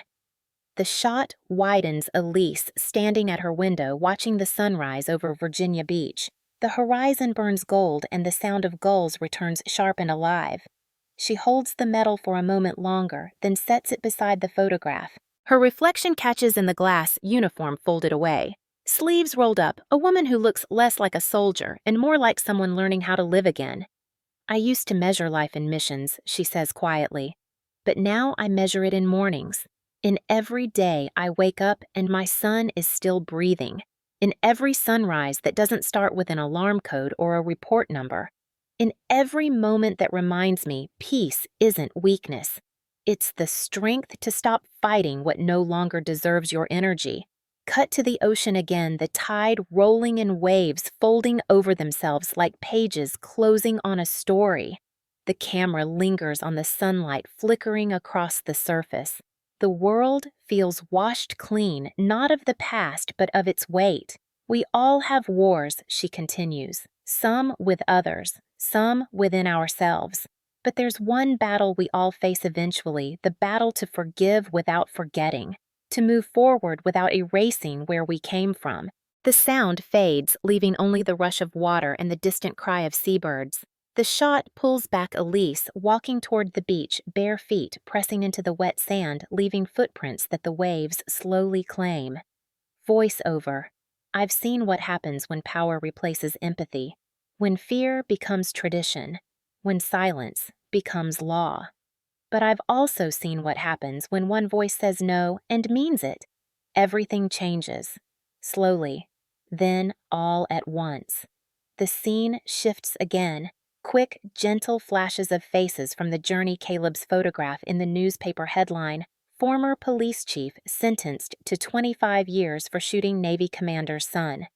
Ryan's first salute at training. Margaret looking out her window as light spills in.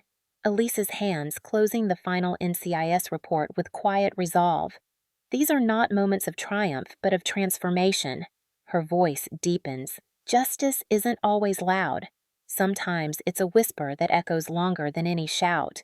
Sometimes it's the sound of the tide washing away footprints, but never erasing the walk that made them. The music swells soft strings and brass dignified but emotional. The frame widens to show Elise kneeling near the waterline. She picks up a small stone smooth and white and tosses it into the sea. For every mother who's buried her fear and called it strength, she says, for every child who's carried scars no one can see, for every soldier who came home to fight a quieter war. This is for you. The wind picks up. She closes her eyes. Her expression isn't pain anymore, it's peace, anchored in something immovable. If you're still standing after the storm, she whispers, then you've already won. The screen fades slowly to the horizon, the rising sun spilling light across the Atlantic.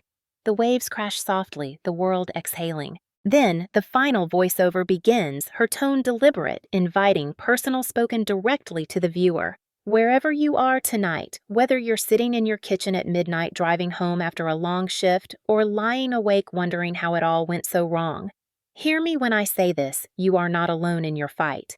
Every time you stand up for what's right, even when it costs you love, comfort, or belonging, you are part of a different kind of army. The kind that doesn't wear uniforms but carries truth like a flag. The image softens to Elise standing on the pier, the ocean behind her, the flag above fluttering in the early wind. Justice isn't perfect, she says, but it's still worth chasing. And peace isn't about forgetting what happened. It's about learning how to breathe again after it does. The camera closes in on her face, calm, resolute, illuminated by the dawn. She takes one last look at the horizon, then at the camera.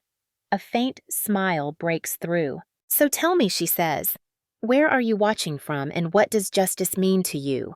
The music quiets, replaced by the gentle roll of waves. The sunlight intensifies, bathing the frame in gold.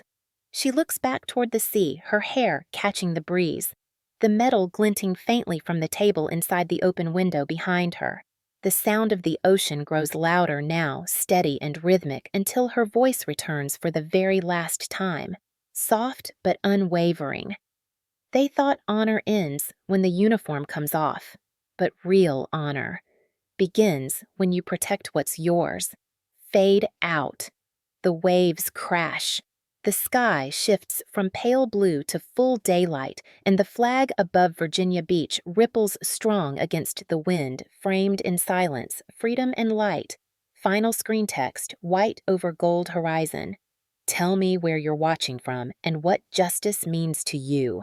The screen fades back in, not to the ocean this time, but to the reflection of it waves caught in the glass of Elise's window. The room glows faintly with the pale warmth of mid-morning light. She stands beside her desk, one hand resting on a stack of worn case files, the other holding her mug, steam curling upward in the quiet. Her voice comes soft, intimate, like she's no longer speaking to the camera, but directly to the viewer on the other side of the screen. If you've made it this far, maybe it's because something in this story felt familiar. Maybe it reminded you of a night you still don't talk about, a face you still see when you close your eyes, or a truth you've been too tired to tell. The camera pans across the wall photos, medals, small mementos of lives lived between duty and survival. There's a letter from NCIS framed next to Ryan's ROTC acceptance notice. A single dog tag hangs beside it, its metal reflecting the sunlight like a heartbeat. I've learned something, Elise continues. The hardest part isn't the fight itself. It's what comes after. The quiet, the rebuilding. The moment when everyone else moves on, but you're still standing in the wreckage, wondering if peace was ever meant for you. Her tone shifts slightly stronger now, carrying that steel core of the commander she once was. If that's you, if you're still fighting to make sense of the damage someone else caused, hear me when I say this, you're not broken. You're just rebuilding on ground that was never stable to begin with. You didn't fail. The people who taught you to stay silent did. Cut to the horizon again, but this time through the lens of a storm-worn pier. The water below moves like glass sunlight bending through it in shifting gold patterns. Every generation inherits battles they didn't start, she says. Some of us grew up in homes where love came with conditions. Some learned early that being strong meant being quiet. Some of us wore uniforms. Some wore smiles. But all of us at some point learned what it feels like to be dismissed when you're telling the truth. The music builds subtle piano chords layered with slow percussion steady as a heartbeat. That's why stories like this matter, Elise says. Because they remind us that justice doesn't begin in courtrooms or on the front lines. It begins in living rooms, in phone calls, in quiet moments, when someone finally says, enough. The camera cuts to Ryan sitting on the beach again, the wind tugging at his jacket. He's older now, posture more grounded. In his hand, he holds the same white stone Elise once tossed into the sea. He turns it over slowly as her voice continues. When I was in the Navy, we had a saying, no one fights alone. We meant it on the battlefield, but I think it's even truer off it. Because out here, the wars we fight are quieter, more invisible. The wars against shame, against fear, against the stories we were told about who deserves to be believed. A long pause. The music fades to near silence. Maybe you're carrying one of those stories, she says. Maybe you've spent years pretending it didn't happen. Maybe you stayed to keep the peace. Maybe you left and lost everything. Maybe you're still waiting for someone to say, you did the right thing. So let me be that person for you now. You did. You did the right thing. Even if nobody clapped, even if it cost you everything. You're still here. That's enough. The camera moves closer, Elise now sitting at her desk, holding the metal between her hands. Her eyes glisten, but she doesn't cry. When I first took this off, she says softly, I thought I was leaving honor behind. But I was wrong. The real test of honor isn't whether you obey the mission, it's whether you keep your humanity after it's over. Her gaze lifts toward the camera, direct, unflinching. And if you're still listening, maybe it's because something inside you knows you can't bury truth forever. You can try to numb it, outrun it, drown it, but it will surface. It always does.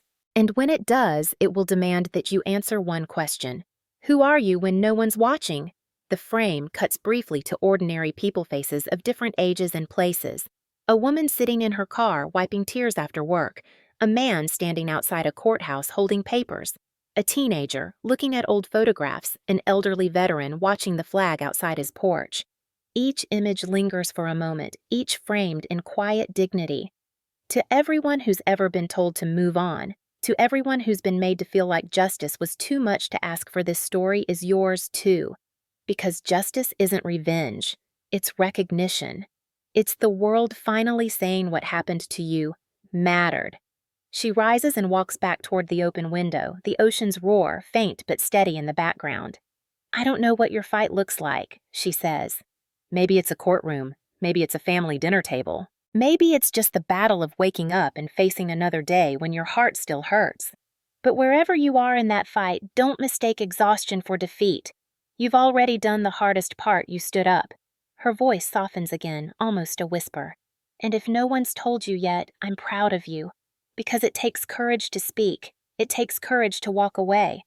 And it takes a different kind of courage to stay and rebuild something better. The scene widens. She steps outside barefoot again, walking toward the surf. The wind plays with her hair, sunlight flaring off the water. She stops just short of the tide and turns to the camera one last time. People ask me if I'd do it again, she says. If I'd go through all of it knowing what it would cost. The truth, I would. Because silence protects no one. And truth always saves someone. Sometimes that someone is you. The music swells again higher now, strings weaving into a slow crescendo. So here's what I ask, she continues. If you've been through your own war, if you've carried secrets that burned holes in your chest, don't let them own you anymore. Write them down. Speak them. Share them. Because your story might be the light someone else needs to find their way out. The camera pans up the ocean expanding behind her, the sunlight spilling across the frame.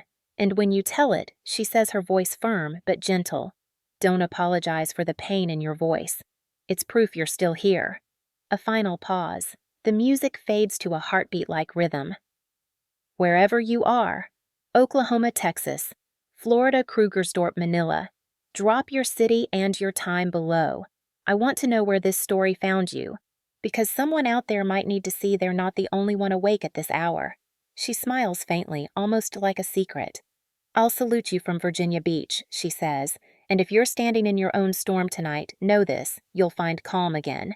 Maybe not today, maybe not tomorrow, but it's coming. And when it does, you'll realize something powerful. Peace wasn't waiting for the world to change. It was waiting for you to stop surrendering to it." The wind rises again, carrying the sound of the ocean over her final words. "So tell me," she says softly, "what does justice mean to you?" The frame freezes for a moment on her face, sunlight catching her eyes, the faint smile returning. Then slowly, the camera pulls back, revealing the full sweep of the beach, the boardwalk flag waving strong against the open sky. Text fades in white over the gold horizon. If this story reached you, don't scroll away.